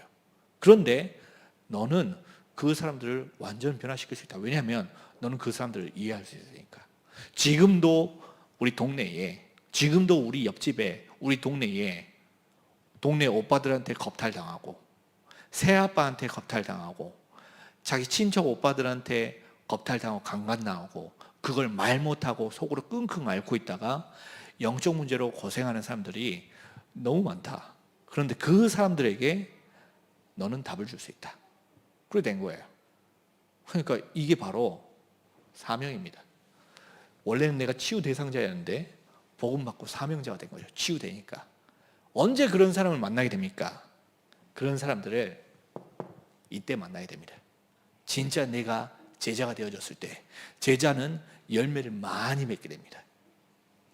자, 사도행전 27장에 사도 바울이요. 사도행전 19장 21절에 내가 로마도 보아야 하리라. 내가 가이사 앞에 서야 하리라. 그래서 진짜 로마에 가잖아요. 당장 예루살렘에 들렸다가 가면 로마로 잡혀갑니다. 죽는 길에 갑니다. 괜찮다. 나의 달려갈 길과 주 예수께 받은 사명, 이 복음을 전하는 일을 마치려면 내 생명조차도 조금 더 귀한 것으로 여기지 아니하노라 하면서 이제 잡혀갔어요. 잡혀갔는데 이제 로마로 가는 그 길에 배를 타고 가잖아요. 배를 타고 가는데 이제 바울이 기도를 많이 하니까 길을 쭉 가다 보니까 이거 가면 안 되겠어요. 그래서 이제 이야기를 합니다. 백부장한테 우리가 지금 가면 안 될 것 같다. 좀 더 기다렸다가 다음번 배를 타자. 그러니까 이 백부장이 죄수 이야기잖아요. 죄수 이야기보다 전문가 이야기를 들어야죠. 그래서 선장하고 선주 이야기를 들은 거예요. 선장과 선주 이야기를 딱 들으니까 선장이 또 선주가 뭐라고 이야기하냐면 지금 이제 겨울이 와가니까 겨울날 여기에서 있고 다음에 또 여름에 가려고 하면 너무 힘들다. 그러니까 겨울 되기 전에 빨리 가는 게 나을 수 있다. 차라리 우리가 기다리지 말고 지금 가자. 지금 가면 괜찮냐? 우리 평상시에 많이 다녀봤는데 지금 아무 문제 없다. 그냥 바로 순풍이다. 바로 갈 수 있다. 바람도 이렇게 숭 불겠다. 바람 타고 가면 오히려 더 빨리 갈 수 있다. 그러니까 이 백부장이 바울의 말보다 선장과 선주의 말을 들은 거예요. 그래서 선장과 선주의 말을 딱 듣고 갔는데 아니나 다를까 유라굴로라는 광풍을 만났네요. 그 광풍을 만나서 이제 막 나름대로 해보려고 하는데 안 돼요. 물건도 밖에다 던졌어요. 안 돼요. 그래서 마지막에 있는 모든 음식까지 다 던졌어요. 어떻게든 일단 먹을 게 없더라도 배가 가라앉으면 안 되니까. 그래서 던져가지고 자기의 손으로 모든 물건들, 음식까지 다 바다에다 던졌어요. 그랬는데도 안 돼요. 구원의 여망, 마지막 남은 희망마저도 사라진 거예요. 그래 모든 사람이 좌절하고 있을 때 그때 바울은 뭐 하고 있었느냐? 그때 바울은 저 배 밑바닥에 내려가 가지고 기도하고 있었습니다. 그때 바울은 이 속에 있었어요. 하나님, 도대체 이게 무슨 일입니까? 로마도 보아야 하리라. 언약 붙잡았더니 네가 가이사 앞에 서야 하리라. 그렇게 이야기하지 않으셨습니까? 그래서 이제 기도한 거예요. 그때 이게 주님이 이야기한 겁니다. 그때요. 바울이 그 이야기를 듣고 나서 딱 나와요. 여러분들이요, 내 이야기를 들어라. 그러니까 사람들이 다 주목해서 본 거예요. 할 것도 없으니까. 마지막 남은 희망도 없어졌는데 할 게 없잖아요. 그러니까 바울을 딱 주목해서 봐요. 그때 바울이 하는 말이, 여러분들이 내 이야기를 들었으면 좋았을 뻔했다. 그런데 걱정하지 마라. 어젯밤에 내가 섬기는 하나님께서 주의 사자를 보내셔가지고 나에게 하신 말씀에, 바울아 두려워하지 말라. 네가 가이사 앞에 서야 하리라 라고 이야기하셨다. 내가 이 같이 항해하는 자의 모든 생명을 네 손에 맡기겠다. 나는 내게 말씀하신 그대로 되리라고 믿노라. 이게 바로 기도입니다. 바울이 어디에 있었습니까? 하나님 안에 있었습니다. 주님 안에 있었던 거예요.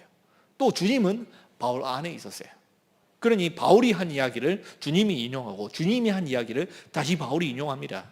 주님이 이야기하신 그대로 되리라고 나는 믿는다. 그걸 가지고 기도라고 이야기합니다. 그게 우리가 해야 될 기도입니다. 그게 응답받는 일꾼이 해야 될 기도입니다. 그 기도를 어디서 붙잡아야 되느냐? 말씀에서 붙잡아야 됩니다. 자, 그래서 그 개인화를 실제로 구체화시켜야 돼요.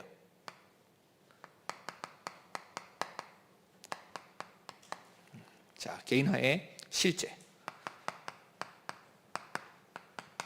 자, 마태복음 6장 33절에 보면 이렇게 나오죠. 먼저 그의 나라와 그의 의를 구하라. 그리하면 이 모든 것을 너에게 더하시리라. 그래서 우리가 기도를 합니다. 하나님 나라를 위해서 기도합니다. 하나님의 의를 위해서 기도합니다. 왜 그렇게 기도하죠? 이 모든 것을 받기 위해서. 그러니까 이렇게 기도하면 하나님 응답 주실 줄 알고 그렇게 기도를 해요. 이 모든 것을 달라고. 그러면 먼저 그의 나라, 그의 의를 구하면 이 모든 것을 주신다 그랬으니까. 근데 그 자체가 이미 틀린 거잖아요. 먼저 그의 나라와 그의 의를 구하라 그랬잖아요. 그러니까 먼저 하나님의 나라를 구한 게 아니고 내 걸 받기 위해서 하나님 나라를 구한 거예요. 그 자체가 틀린 겁니다. 한 형제가 저한테 와가지고 이제 이야기를 해요. 아니, 내가 기도를 하는데 하나님께서 기도를 응답을 안 주신다. 뭔 기도를 하는데? 그러니까 진짜 내가 한 사람을 놓고 기도를 하는데 자매예요. 형제가 자매를 위해서 기도하는 거예요. 내가 그 이야기를 듣자마자 느낌이 가지고 뭐라고 기도하는데, 그러니까 그 자매를 놓고 그 자매가 정말 복음이 회복되고 말씀이 회복되고 예배가 회복되고 언약이 회복되는 그런 사명자가 됐으면 좋겠대요. 뭐 나쁜 기도는 아니잖아요. 근데 하나님이 그 응답을 안 주신대요. 그래서 제가 이렇게 이야기했어요. 그 기도를 왜 하냐? 그러니까 아니 나는 동기 없이 기도한대요. 동기 없는 게 동기 아니냐? 제가 그렇게 이야기를 했어요. 그랬더니 말을 못해요. 그러면서 제가 이야기를 했어요. 그것 때문에 기도하지 마라. 그럼 뭐 때문에 기도해야 됩니까? 빌립보서 4장 6절 7절에요. 빌립보서 4장 6절 7절에 너희가 기도를 해라. 그런데 기도를 하되 아무것도 염려하지 말고 오직 기도와 간구로 너희 구할 것을 감사함으로 하나님께 아뢰라 그랬다. 그러니까 우리가 보통 기도를 하는데 어떻게 기도하느냐? 염려거리 이렇게 있어요. 염려거리 이렇게 있는데 염려를 내가 붙잡고 기도를 해요. 그러니까 염려를 내가 딱 붙잡고 기도하니까 나는 맨 처음에 염려를 붙잡고 기도했는데 나중에는 염려거리가 나를 사로잡아요. 그러니 이 문제 때문에 기도 시작했다가 나중에는 문제에 파묻혀가지고 완전 죽는 상태가 돼요. 자, 그런데 문제를 붙잡고 기도하라고 분명히 이야기 안 했습니다. 염려를 내려놓고 기도해라. 감사로 기도해라 그랬어요. 그럼 어떻게 됩니까? 그럼 제일 먼저 염려거리가 없어지는 게 아닙니다. 문제가 해결되는 게 아니에요. 그럼 어떻게 됩니까? 하나님의 평강이, 모든 지각이 뛰어나신 하나님의 평강이 너희 마음과 생각을 지키시리라. 그게 진짜 응답입니다. 먼저 그의 나라와 그의 의를 구하면 이 모든 것을 더하시는데, 그 모든 것을 더하시는 방법이 뭐냐? 하나님께서 내 마음과 생각 가운데 힘을 주십니다. 문제를 능히 이길 수 있는 답을 주세요. 내가 어떻게 하면 되는지 길을 보여주세요. 그러니까 힘도 생겼죠, 답도 생겼죠, 길도 보이죠. 그러니까 문제가 아니에요. 보세요. 시험을 딱 쳤어요. 시험을 딱 치는데 시험 공부를 안 했어요. 시험 공부를 안 했으면 그런 기도를 하잖아요. 하나님, 제가 시험 공부를 많이 안 했습니다. 어젯밤에 공부를 그래도 조금 했는데 혹시 시험 칠 때 공부한 데서만 나오게 하시고, 혹시 공부한 데서 안 나오면 객관식만 나오게 하시고. 그래, 객관식 나와야 좀 찍을 수라도 있잖아요. 주관식 나오면 안 되잖아요. 객관식 나왔을 때 찍는 것마다 답이 나오게 하시옵소서. 우리 기도하잖아요. 어떻게 이렇게 잘 아느냐고 물어보지 마세요. 그래, 기도를 하는데 한 번도 그렇게 응답이 안 와요. 근데 저는 그렇게 해가지고 만점 받아본 적이 없어요. 왜 그러냐? 그게 응답이 아니거든요. 그럼 진짜 응답은 뭡니까? 공부 열심히 해야 성적이 나와요. 그런데 그냥 공부 열심히 해가지고는 성적이 잘 나와도 문제입니다. 내가 왜 공부를 해야 되는지 이유를 깨닫고 공부를 해야 성적이 잘 나오고, 그 성적 가지고 하나님께서 원하시는 일을 할 수 있어요. 성적 잘 나오는 게 응답은 아니잖아요. 그러면 전교 1등은 복음이 필요 없다니까요. 그러면 내가 왜 공부를 해서 응답을 받아야 되는지가 중요한 겁니다. 그게 진짜 응답이에요. 자, 그래서 실제로 이 개인화를 내 걸로 만들어내야 됩니다. 그냥 머릿속으로 내 바라는 거 그런 기도 말고요. 내가 실제로 하는 그 기도를 바꿔내야 돼요. 자, 마태복음 7장 7절에 구하라, 찾으라, 두드리라. 그렇게 이야기하시죠. 예수님께서 구하라, 찾으라, 두드리라 이렇게 이야기하세요. 그런데 구하는 자도, 찾는 자도, 두드리는 자도 좀 더 응답을 받아요. 하나님께서 어떤 부모가 생선을 달라고 하는데 뱀을 줍니까? 알을 달라고 하는데 정갈을 줍니까? 그런 부모가 없습니다. 하나님께서 그 구하는 자에게 가장 좋은 것을 선물로 주십니다. 그렇죠? 그런데 누가복음에 똑같은 성경 구절이 나와요. 거기에 보면 뭐라고 나오느냐? 똑같아요. 말 한마디도 안 달라요. 구하라, 찾으라, 두드리라. 구하는 자마다 받을 것이고, 찾는 이마다 발견할 것이고, 두드리는 자마다 열릴 것이다. 어떤 부모가 알을 달라는데 정갈을 주고 생선을 달라는데 정갈을 주겠느냐? 그런 부모가 없다. 하물며 너희 하늘 아버지께서 구하는 자에게 마태복음에는 좋은 것을 주지 않겠느냐? 자, 그런데 누가복음에는 성령을 주지 않겠느냐? 그렇게 이야기합니다. 그러니 진짜 우리가 받아야 될 좋은 게 뭐냐? 그 좋은 게 바로 성령입니다.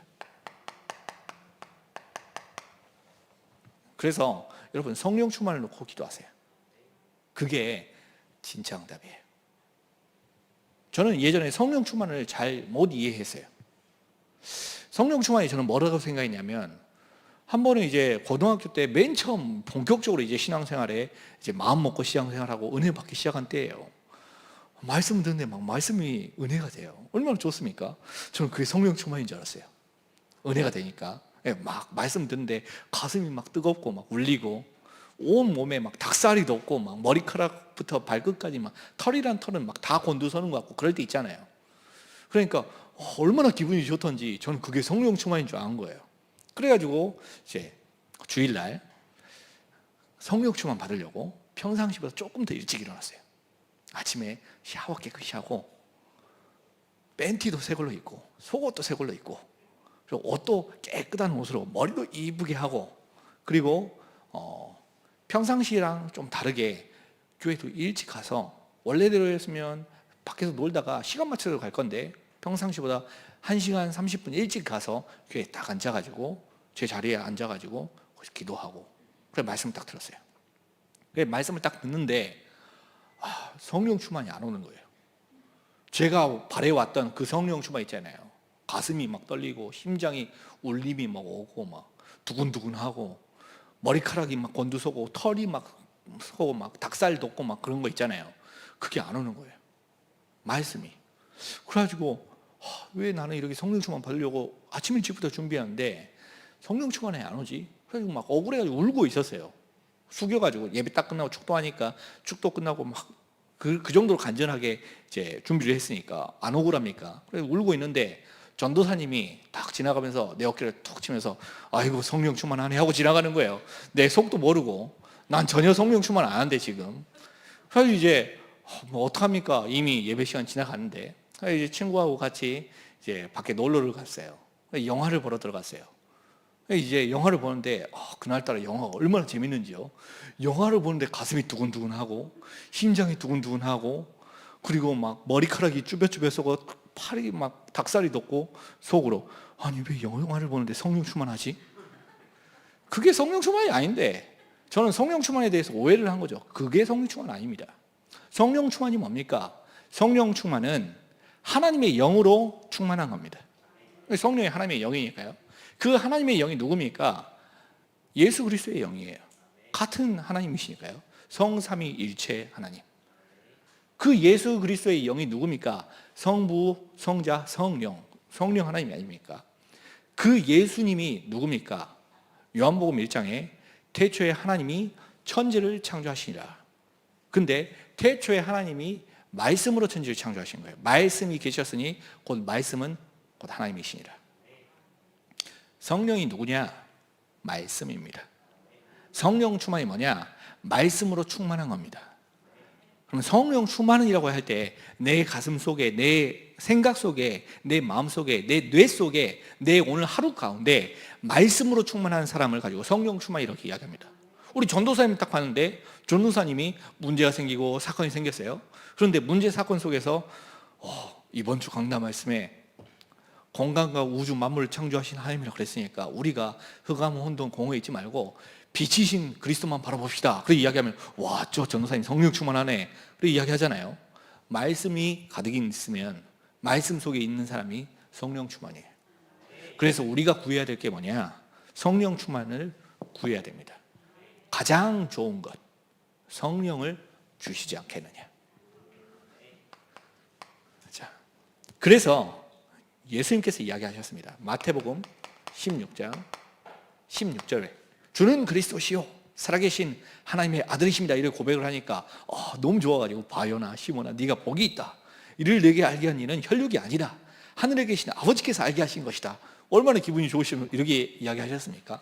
내가 이 반석 위에 이 고백의 신앙 고백 위에 내 교회를 세우겠다. 음부의 권세가 이기지 못하리라.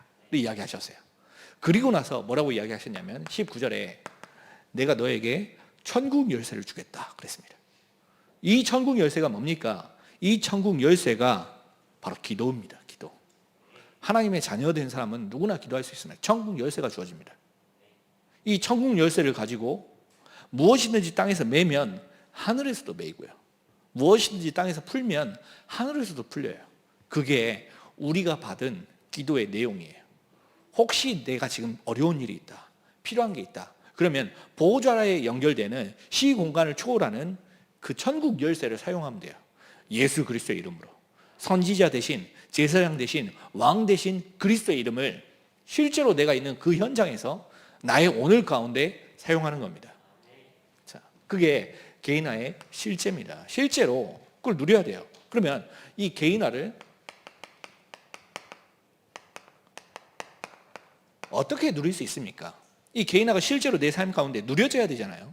이게 실컷 말씀을 들었는데 이게 다른 사람이 거다 그러면 소용이 없잖아요. 이 말씀이 내 실제로 누려져야 돼요. 어떻게 하면 누려질 수 있습니까? 그래서 매일 하는 겁니다. 그래서 오늘을 하는 거예요. 매일이요. 자, 그래서 이 말씀을 내 머리로 받은 말씀, 지식적으로 받은 말씀이요. 굳이 이야기를 한다면 오늘 가운데서 오늘의 말씀, 깨달음은 내 지식적인 부분에 해당합니다. 구원의 투구. 머리로 깨달았어요. 자, 그런데 머리로 깨닫는 게 내 가슴까지 내려오는 게 이게 머리에서 가슴까지 30cm도 안 되잖아요. 그런데 이게 30년이 걸려요. 어떻게 머리로 깨달은 그 말씀이 내 가슴으로 깨달아지기까지가 30년이 걸려요. 그러니까 30년쯤 신앙생활 하신 분 간증을 들어보잖아요. 그럼 말씀이 입에서 줄줄 나와요. 말씀이 자기게 된 거예요. 그럼 우리가 지금부터 30년 동안 하려면 얼마나 시간 오래 걸립니까? 그래서 여러분들은 30년 동안 말씀 깨닫지 마시고 3분 만에 깨달으면 돼요. 어떻게 하면 됩니까? 그래서 3분 만에 깨달을 수 있는 3분짜리 삼원을 하라는 겁니다. 3분 만에 얼마든지 가능합니다. 머리로 깨달은 말씀을 내 가슴으로까지 가져와야 돼요. 그러면 실제로 내 삶 가운데 응답이 이루어집니다. 저는 기도를 이렇게 표현합니다. 기도를. 자, 한번 이렇게 써볼게요. 기도가 뭐냐 할 때, 자, 기도가 뭐냐 할 때, 기도는 말씀을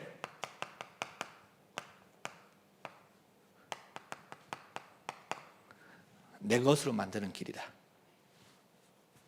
저는 그렇게 생각을 해요. 기도가 뭐냐? 기도는 말씀을 내 것으로 만드는 것이다. 만약에 하나님의 말씀이 내 말씀이 된다. 그렇다면 끝난 겁니다.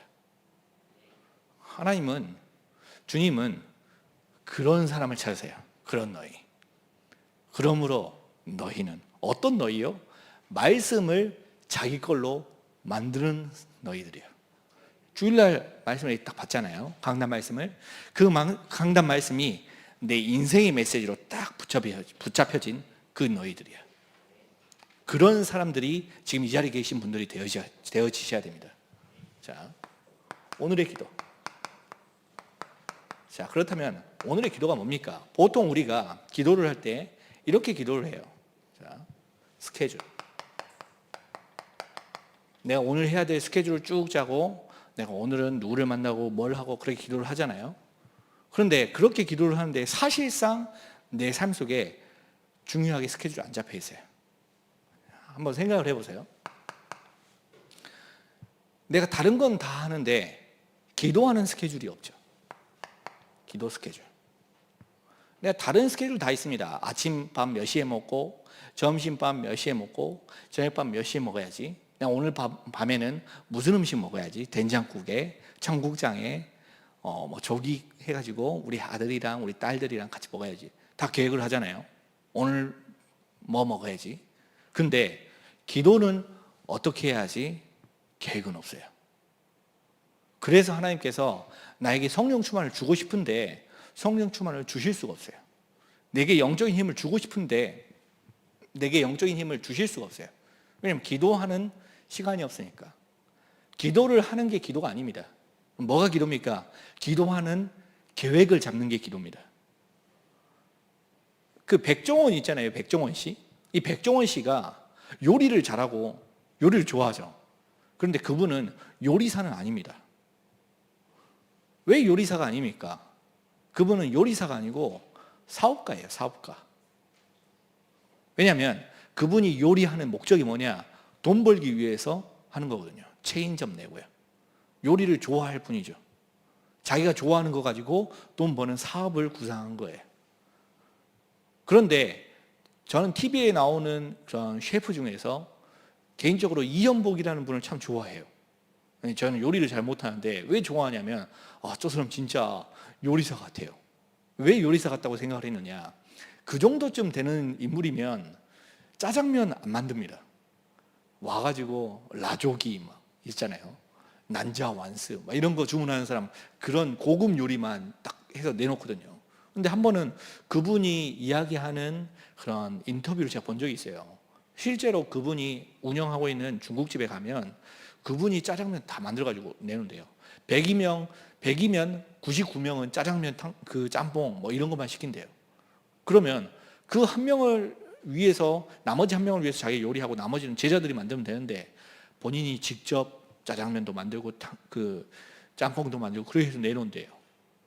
왜 그렇게 합니까? 그러니 물어보니까 하는 말이 여기 오는 손님들이 내 음식을 먹으려고 온 거 아니냐. 그러니까 내가 요리해가지고 내드려야죠. 나는 나에게 찾아오는 손님들이 내 음식을 먹고 맛있다고 해주면 그걸로 충분하다. 내가 그거 보는데 저 사람 진짜 요리사 같아요. 만약에 내가 기도를 생각을 한다. 그럼 그 사람은 생각하는 그 자체가 이미 기도가 됩니다.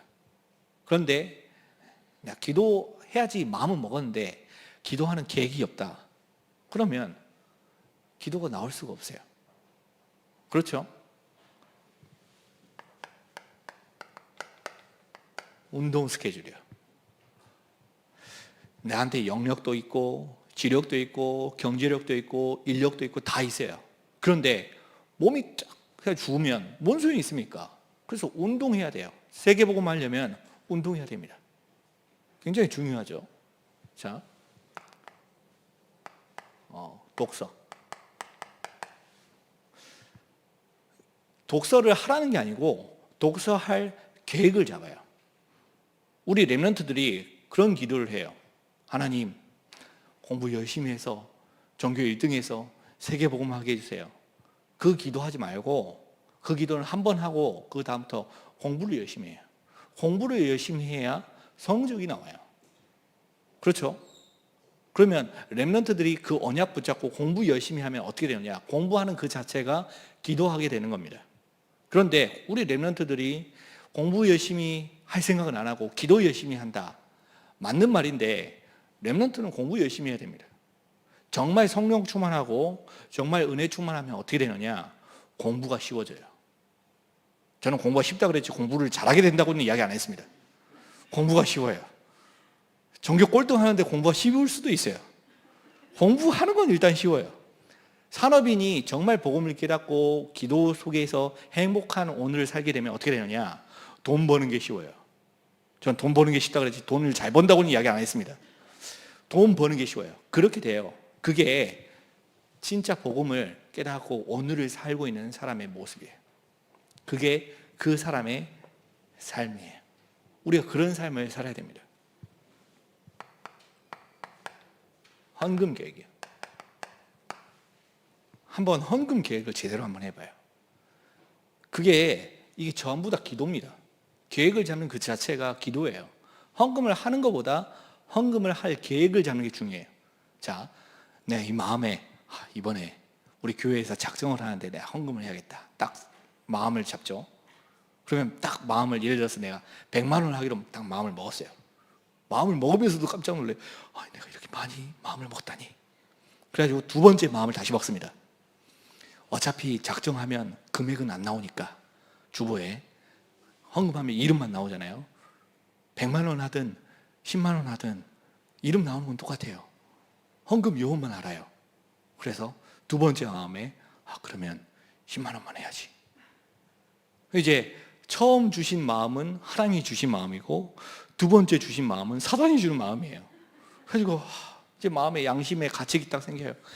그래도 맨 처음에 하나님이 100만 원 하게끔 마음을 주셨는데 내가 10만 원 하면 되나? 그래가지고 세 번째 마음, 그러면 한 100만 원하고 10만 원 한 절반 정도에는 한 50만 원만 할까? 그건 내 마음이에요. 근데 희한하죠. 정말 내가 막 헌금하기로 딱 결단을 하잖아요. 결단하면 하나님께서 더도 말고 덜도 말고 딱 그 헌금할 양만 줘요. 그런데 더 신기한 건 예를 들어서 100만 원 헌금하려고 딱 마음을 먹었는데 어디서 꽁돈이 100만 원이 딱 들어와요. 할렐루야, 내가 이거 가지고 헌금해야지 하고 있을 때 동시에 100만 원 쓸 때가 생겨요. 신기하죠. 그때 타협 딱 하잖아요. 그러면 하나님께서 두 번 다시 내 경제를 안 주십니다. 경제를 줄 이유가 없어요. 네가 헌금하려고 마음 먹었으니까 내가 경제를 줄게. 그런데 그때 과연 네가 진짜 헌금을 하려고 하는 건지 내가 확인해 볼게 하면서 나한테 딱 시험을 줘요. 그때 얘 헌금 봉투를 호치케서 딱 찍어요. 못 빼도록. 그래가지고 헌금을 딱 해요. 그러면 신기한 일이 일어나요. 어떤 일이 일어나느냐? 나 헌금도 할 수 있게 해주고 돈 써야 될 때도 해결되게 만들어주세요. 신기하죠? 맨 처음에는 그 정도 수준이었거든요. 한두 푼, 10,000원, 20,000원, 10만 원, 20만 원 이 정도 수준이에요. 근데 그 믿음이 나중에 쭉 커져가지고 100만 원, 1000만 원, 1억 우리 건축하는데 가장 앞장서서 헌금할 수도 있고 그래야 돼요. 그러면 그 정도 헌금한 정도면 어떤 말입니까? 저기 옆에 우리 친구 목사님 교회에 이분이 이제 사역을 하는데 성도님 한 분을 사역을 했대요. 근데 코로나통에 다른 모든 그런 그 사업은 다 망하는데 오히려 이분은 사업이 더 승승장구하는 거예요. 왜 승승장구하느냐? 이분이 전국을 같이 따라다니면서 사역을 해주시거든요. 이분이 저기 강원도에 간다 그러면 일주일 중에 하루를 비워가지고 강원도까지 가요. 제주도에 간다 그러면 제주도까지 가고, 저 부산에, 저 용산에 그러면 거기까지 가서 하루 종일 같이 다니면서 포럼 해주고, 이번 주 말씀 풀어주고, 말씀 붙잡고 기도할 수 있도록 도와주고. 그래 했더니 이분이 새신자였는데 믿음이 중직자보다 더 좋아졌어요. 이번에 중직자 됐어요. 얼마나 감사합니까? 이분이 다른 코로나 터졌을 때 다 망하는데 이분은 성공해요. 왜 그러냐? 업 자체가 건물 철거하는 업이에요. 다른 사람들 다 망하니까 망하는 데마다 철거하러 다녀야 되니까 돈을 많이 버는 거예요. 근데 이분이 하는 말이 참 중요한 이야기를 해요. 목사님, 아니 하고 있는 교회에 일을 많이 만들래요. 왜 일을 많이 만듭니까? 교회에 돈 쓸 일이 너무 많아지는데요. 괜찮다고요. 돈 쓸 일이 많아지면 하나님께서 나한테 더 경제 축복을 주셔가지고 더 헌금 많이 하게 하실 거 아닙니까? 이분 혼자서 한 달에 2천만 원씩 11조 한대요. 11조를 2천만 원을 한대요. 그러면 한 달에 얼마씩 번다는 소리예요? 근데 이분 하는 말이 자기 마음 같아서는 3천만 원, 4천만 원 돈 쓸 일을 많이 만들다는 거예요. 그럼 하나님께서 돈 쓸 수 있도록 나에게 경제를 줘서 헌금하게 할 거니까. 그러면 이분이 헌금만 합니까? 11조인데요. 자기에게 들어오는 수익은 더 많아지겠죠. 아주 이분 똑똑한 사람이에요. 그래요. 그래서 우리가 계획을 세우는 게 굉장히 중요합니다. 무슨 계획을 세우느냐? 전도 계획을 세워요. 만약에 내가 제대로 된 전도 계획을 세우면 하나님은 내 인생을 통해서 전도를 하게 하십니다. 자, 영역, 체력, 지력, 경제력, 인력. 5력이에요. 우리가 기도 많이 하죠. 대표 기도할 때도 기도하지 않습니까? 하나님, 우리 목사님에게 나에게 영역, 지력, 체력, 경제력, 인력을 그냥 주시옵소서 안 하고 만배나 더하여 주시옵소서 그렇게 기도하잖아요. 그렇게 달라고 기도는 하는데 받을 준비는 안 해요. 그건 안 믿는 겁니다. 내가 하나님께 영역을 주십시오, 지력을 주십시오 라고 기도를 했으면 영역을 받을 준비를, 지력을 받을 준비를 해야 될 거 아닙니까? 그러면 지혜를 받을 준비는 어떻게 합니까? 공부를 해야 돼요. 독서를 많이 하고요. 하나님, 제게 세계복음 할 수 있는 체력을 주십시오 라고 해놓고 운동을 하나도 안 해요. 하나님께서 무슨 수로 체력을 주실까요? 근데 이 언약 붙잡고 기도하고 실제로 운동도 하고 공부도 하면 일반 사람이 하는 것보다 훨씬 더 큰 집중력으로 사람이 20년 동안 할 걸 하나님께서 2분 만에 하신다니까요. 그걸 계획을 잡는 거예요. 스케줄. 자, 그게 바로 기도입니다. 그래서 실제로 이걸 내게 적용을 해요. 오늘의 기도를 내게 적용을 해야 됩니다. 어떻게 적용을 하면 됩니까? 이 말씀을 내 것으로 만드는 그런 기도를 시작을 해야 됩니다. 자, 렘넌트 7명을 보세요. 제가 렘넌트 7명을 다 이야기해야 되는데 다 이야기하려면 너무 기니까 내가 몇 명만 이야기할게요. 요셉은 그 마음속에 하나님께서 주신 그 기도 제목, 그 어렸을 때 본 해와 달과 11별, 그 언약을 가지고 끝까지 응답을 받았어요. 어느 정도로 응답을 받았느냐? 자기 꿈에 나올 수 있을 정도로요. 우리가 어느 정도로 말씀을 붙잡으면 되느냐? 내 꿈에 나올 수 있을 정도로 말씀을 붙잡으면 돼요. 그러면 하나님께서 그 말씀이 반드시 이루어지게 만듭니다. 문제, 사건, 노예로 팔려가고 감옥에 가도 괜찮아요. 왜냐하면 말씀이 정확하니까. 보세요. 다윗은 뭐라고 이야기를 했느냐? 다윗은 그 사무엘로부터 성전 건축에 대해서 이야기를 들었어요. 다윗이요. 그 성전 건축에 대해서 이야기를 들을 때 어느 정도까지 마음에 딱 결심을 했느냐. 나는 이렇게 아름다운 궁전에 사는데 하나님의 언약궤는 저 바람부는 텐트 안에 있구나, 텐트 안에. 그래서 하나님의 그 언약궤 말씀이 들어갈 수 있는 성전을 내가 지어야겠다. 그러게 마음을 딱 먹었어요. 그 언약궤가 들어올 때는 얼마나 신났던지. 언약궤가 들어오는데 왜 신납니까? 그저 언약궤 모실 성전을 내가 지을 수 있거든요. 그래서 막 바지가 막 벗겨지는데도 모르고 신나가지고 춤을 출 정도로 말씀을 붙잡았어요. 다윗이 그래 대단한 왕이 아닙니다. 사실 다윗이 사실 부끄러운 왕이에요. 다윗은 자기 부하 신하를 사지로 내몰게 해가지고 그 부하 신하의 아내를 내 후첩으로 만든 인물이거든요. 나단 선지자가 나중에 그것 때문에 욕하잖아요. 나단 선지자가 어떤 포도원에 농부가 있는데 그 포도원의 농부가 그 쬐끄만한 그런 농부까지 있는 것마저 뺏어가려고 한다. 다윗 왕이 화나가지고 그 자식 누구냐? 당장 잡아서 혼내겠다. 그 사람이 바로 당신입니다. 그러니까 막 그 자리에서 바로 엎드려가지고 울잖아요. 회개하잖아요. 그 정도로 실수가 많은 사람이 다윗이에요. 그런데 그 모든 실수를 단 한 번에 만회한 인물이 다윗입니다. 뭐 때문에요? 하나님의 말씀을 내 것으로 만들었거든요. 하나님 앞에 합당한 사람이 되었습니다. 지금도 이스라엘의 최고의 왕이라고 이야기하면 다윗 왕을 꼽습니다. 왜요? 그 다윗 왕이 하나님께 합당한 사람이었거든요. 여호와는 나의 목자시니 내게 부족함이 없으리로다. 그 고백을 한 사람이 바로 다윗입니다. 자, 한번 보세요. 이사야. 사실상 이사야 선지자는 업적이 없어요. 이사야 선지자가 뭘 했는지 몰라요. 어떻게 살고 어떻게 했는지 기록이 없어요. 성경에.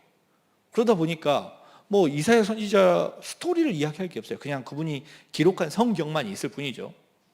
근데 그분이 그럴 수밖에 없는 이유가 너무 일찍 죽었어요. 자기가 섬기던 왕, 므낫세 왕이 그 이사야 선지자를 갖다가 멍석에다 돗자리에다 말아가지고 톱으로 썰어가지고 죽였거든요. 무섭죠.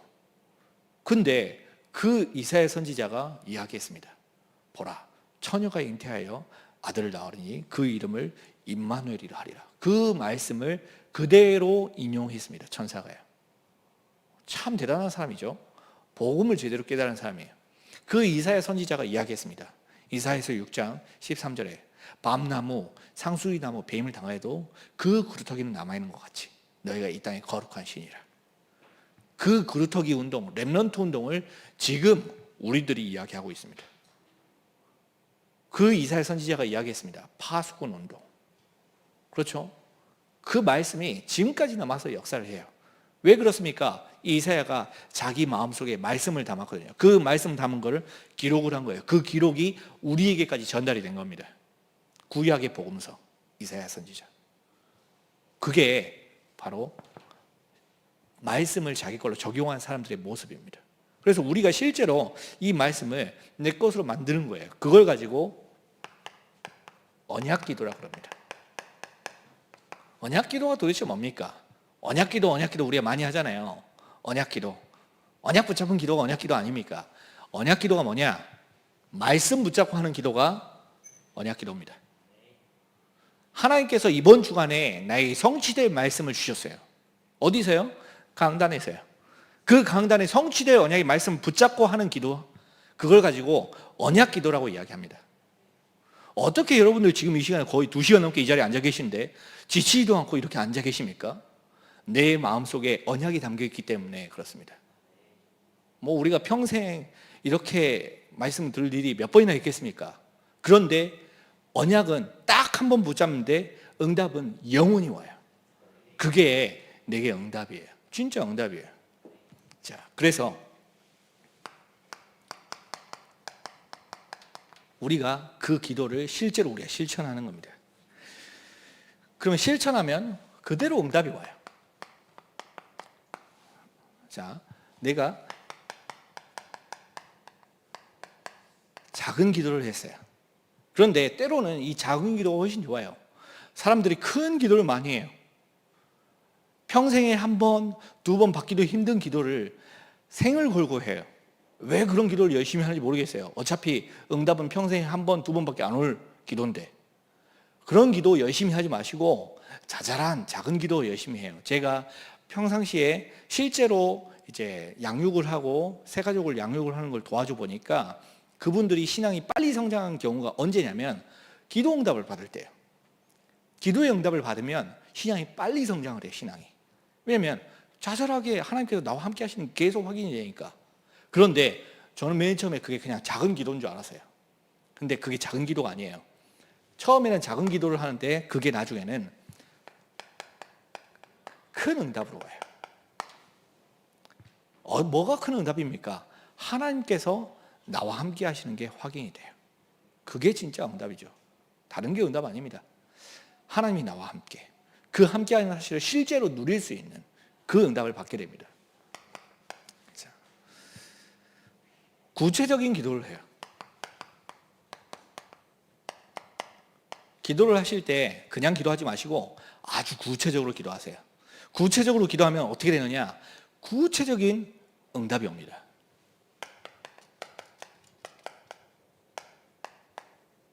만약에 내가 구체적으로 기도한다. 하나님 구체적으로 응답을 주세요. 내가 하나님이 이렇게 응답 주세요 라고 기도하면 하나님께서 이렇게 응답을 주세요. 하나님 지금 이런 문제가 있으니까 이렇게 응답을 주세요 라고 이야기하면, 기도하면 하나님께서 지금 이렇게 문제가 있으니까 이렇게 응답 받아라 하고 응답을 주세요. 왜냐하면 하나님께서는 내 믿음 그대로 응답을 주시거든요. 근데 만약에 내가 대충 기도한다 그러면 하나님께서 응답도 대충 주세요. 두루뭉실하게 기도합니까? 그러면 응답도 두루뭉실하게 줘요. 내가 어떤 기도 제목을 가지고 모르면서 막 방언으로 막 기도하고 그렇게 하잖아요. 그러면 하나님께서도 어떤 응답인지 모르고 막 주세요. 내가 마음에 불신앙을 딱 가지고 하나님께서 내가 이렇게 기도하면 응답을 주실까? 하고 기도를 하잖아요. 그러면 하나님께서도 내가 얘한테 기도 응답을 주면 받을까? 하고 주세요. 희한하죠? 그러니까 기도를 어떻게 해야 되느냐? 구체적으로 해야 돼요. 하나님 지금 이런 부분에 이렇게 주십시오. 그러면 하나님께서 구체적으로 응답을 주십니다. 그러면 어떻게 구체적으로 기도해야 됩니까? 이미 구체적으로 응답받을 제목을 다 주셨어요. 말씀 통해서요. 그래서 그 말씀 붙잡고 기도하는 겁니다. 자, 말씀 붙잡고 기도할 때 중요한 점이 있습니다. 저는 분명히 이 말씀을 내 것으로 만들어서 기도하라 그랬습니다. 그렇죠? 자, 그러면 말씀을 내 것으로 만드는 방법이 뭡니까? 보통 이렇게 이야기를 하니까 주로 이렇게 기도를 많이 해요. 하나님, 천지를 창조하신 하나님께서 흑암과 혼돈과 공허 속에 있는 우리를 빛으로 깨닫게 하여 주시옵소서. 그거는 기도가 아니고 깨달은 거예요, 말씀을. 그렇죠? 그러면 그 말씀을 내 것으로 만드는 기도가 무슨 말이냐? 내 삶 가운데 말씀이 적용이 돼야 돼요. 내가 사는 오늘 하루, 내가 오늘 만나는 사람들, 내가 오늘 해야 될 스케줄, 내가 오늘 가야 되는 현장들, 그곳에 하나님의 말씀이 적용이 돼야 돼요. 예를 들어서 우리 랩런트들이다. 오늘 수학 공부를 하고 국어 공부를 합니다. 그러면 하나님, 우주 만물 공간을 창조하신 하나님께서 내가 오늘 공부하는 수학과 내가 오늘 공부하는 국어 공부 시간에 지혜를 주셔서 깨닫게 하여 주시옵소서. 그렇게 말씀 받은 거를 내가 오늘 가야 될 현장에 적용을 하는 겁니다. 내가 오늘 가야 될 현장이 있잖아요. 내가 오늘 만나야 될 사람이 있잖아요. 내가 오늘 출근해야 될 곳이 있잖아요. 그곳을 생각을 하면서 말씀을 적용을 해서 기도를 쓰는 겁니다. 조금 이해가 되십니까? 그게 구체적인 기도입니다. 그러면 말씀이 내 삶 가운데 그대로 성취가 됩니다. 그러면 진짜 응답이 와요. 말씀이 성취되는 응답이 와요. 어떤 식으로 성취되는 응답이 옵니까? 기도를 짧게 해도 돼요. 내가 기도를 비록 짧게 해도 하나님께서는 그 기도의 응답을 길게 주세요. 왜냐하면 말씀이 계속 연결되어 있거든요. 나는 기도를 한 번 했는데 그 기도가 내일 모레 계속 쌓여가지고 큰 기도가 됐어요. 그 기도의 흐름 속에 딱 있게 됐어요. 이번 주에 했던 그런 기도가 다음 주에 연결이 돼요. 그러니 응답도 연결이 돼요. 기도 한 번 할 때는 짧죠. 3분, 2분, 1분 이렇게 짧아요. 그런데 그 응답은 1년, 2년, 3년 이렇게 쫙 길어져요. 그러니 응답 속에 있는 사람이 되는 거예요. 그 응답을 다른 분들이 받지 마시고 지금 이 자리에 계신 분들, 그리고 이 훈련에 같이 참여하는 모든 분들이 받으시기를 간절히 바랍니다. 긴 시간 동안 이야기 들어주셔서 고생이 많으셨습니다. 하지만 우리가 평생에 받아야 될 가장 중요한 메시지를 듣는 시간입니다. 그래서 그 응답을 다른 데서 받으시면 안 되고 강단에서 받으셔야 됩니다. 너무 중요한 이야기이기 때문에 저는 여러분들을 많이 만날 일이 없으니까 마음에 각오를 하고 이야기를 했습니다. 이 응답을 전부 다 받으시는 주역들 되시기를 간절히 바랍니다. 살아계신 아버지 하나님, 정말 감사합니다. 우리 고창 창대교회 우리 온 성도들께서 하나님께서 주시는 언약의 말씀 따라 언약의 기도 속에서 응답받는 오늘을 살아갈 수 있도록 축복하여 주시옵소서. 살아계신 예수 그리스도 이름으로 기도드립니다. 아멘.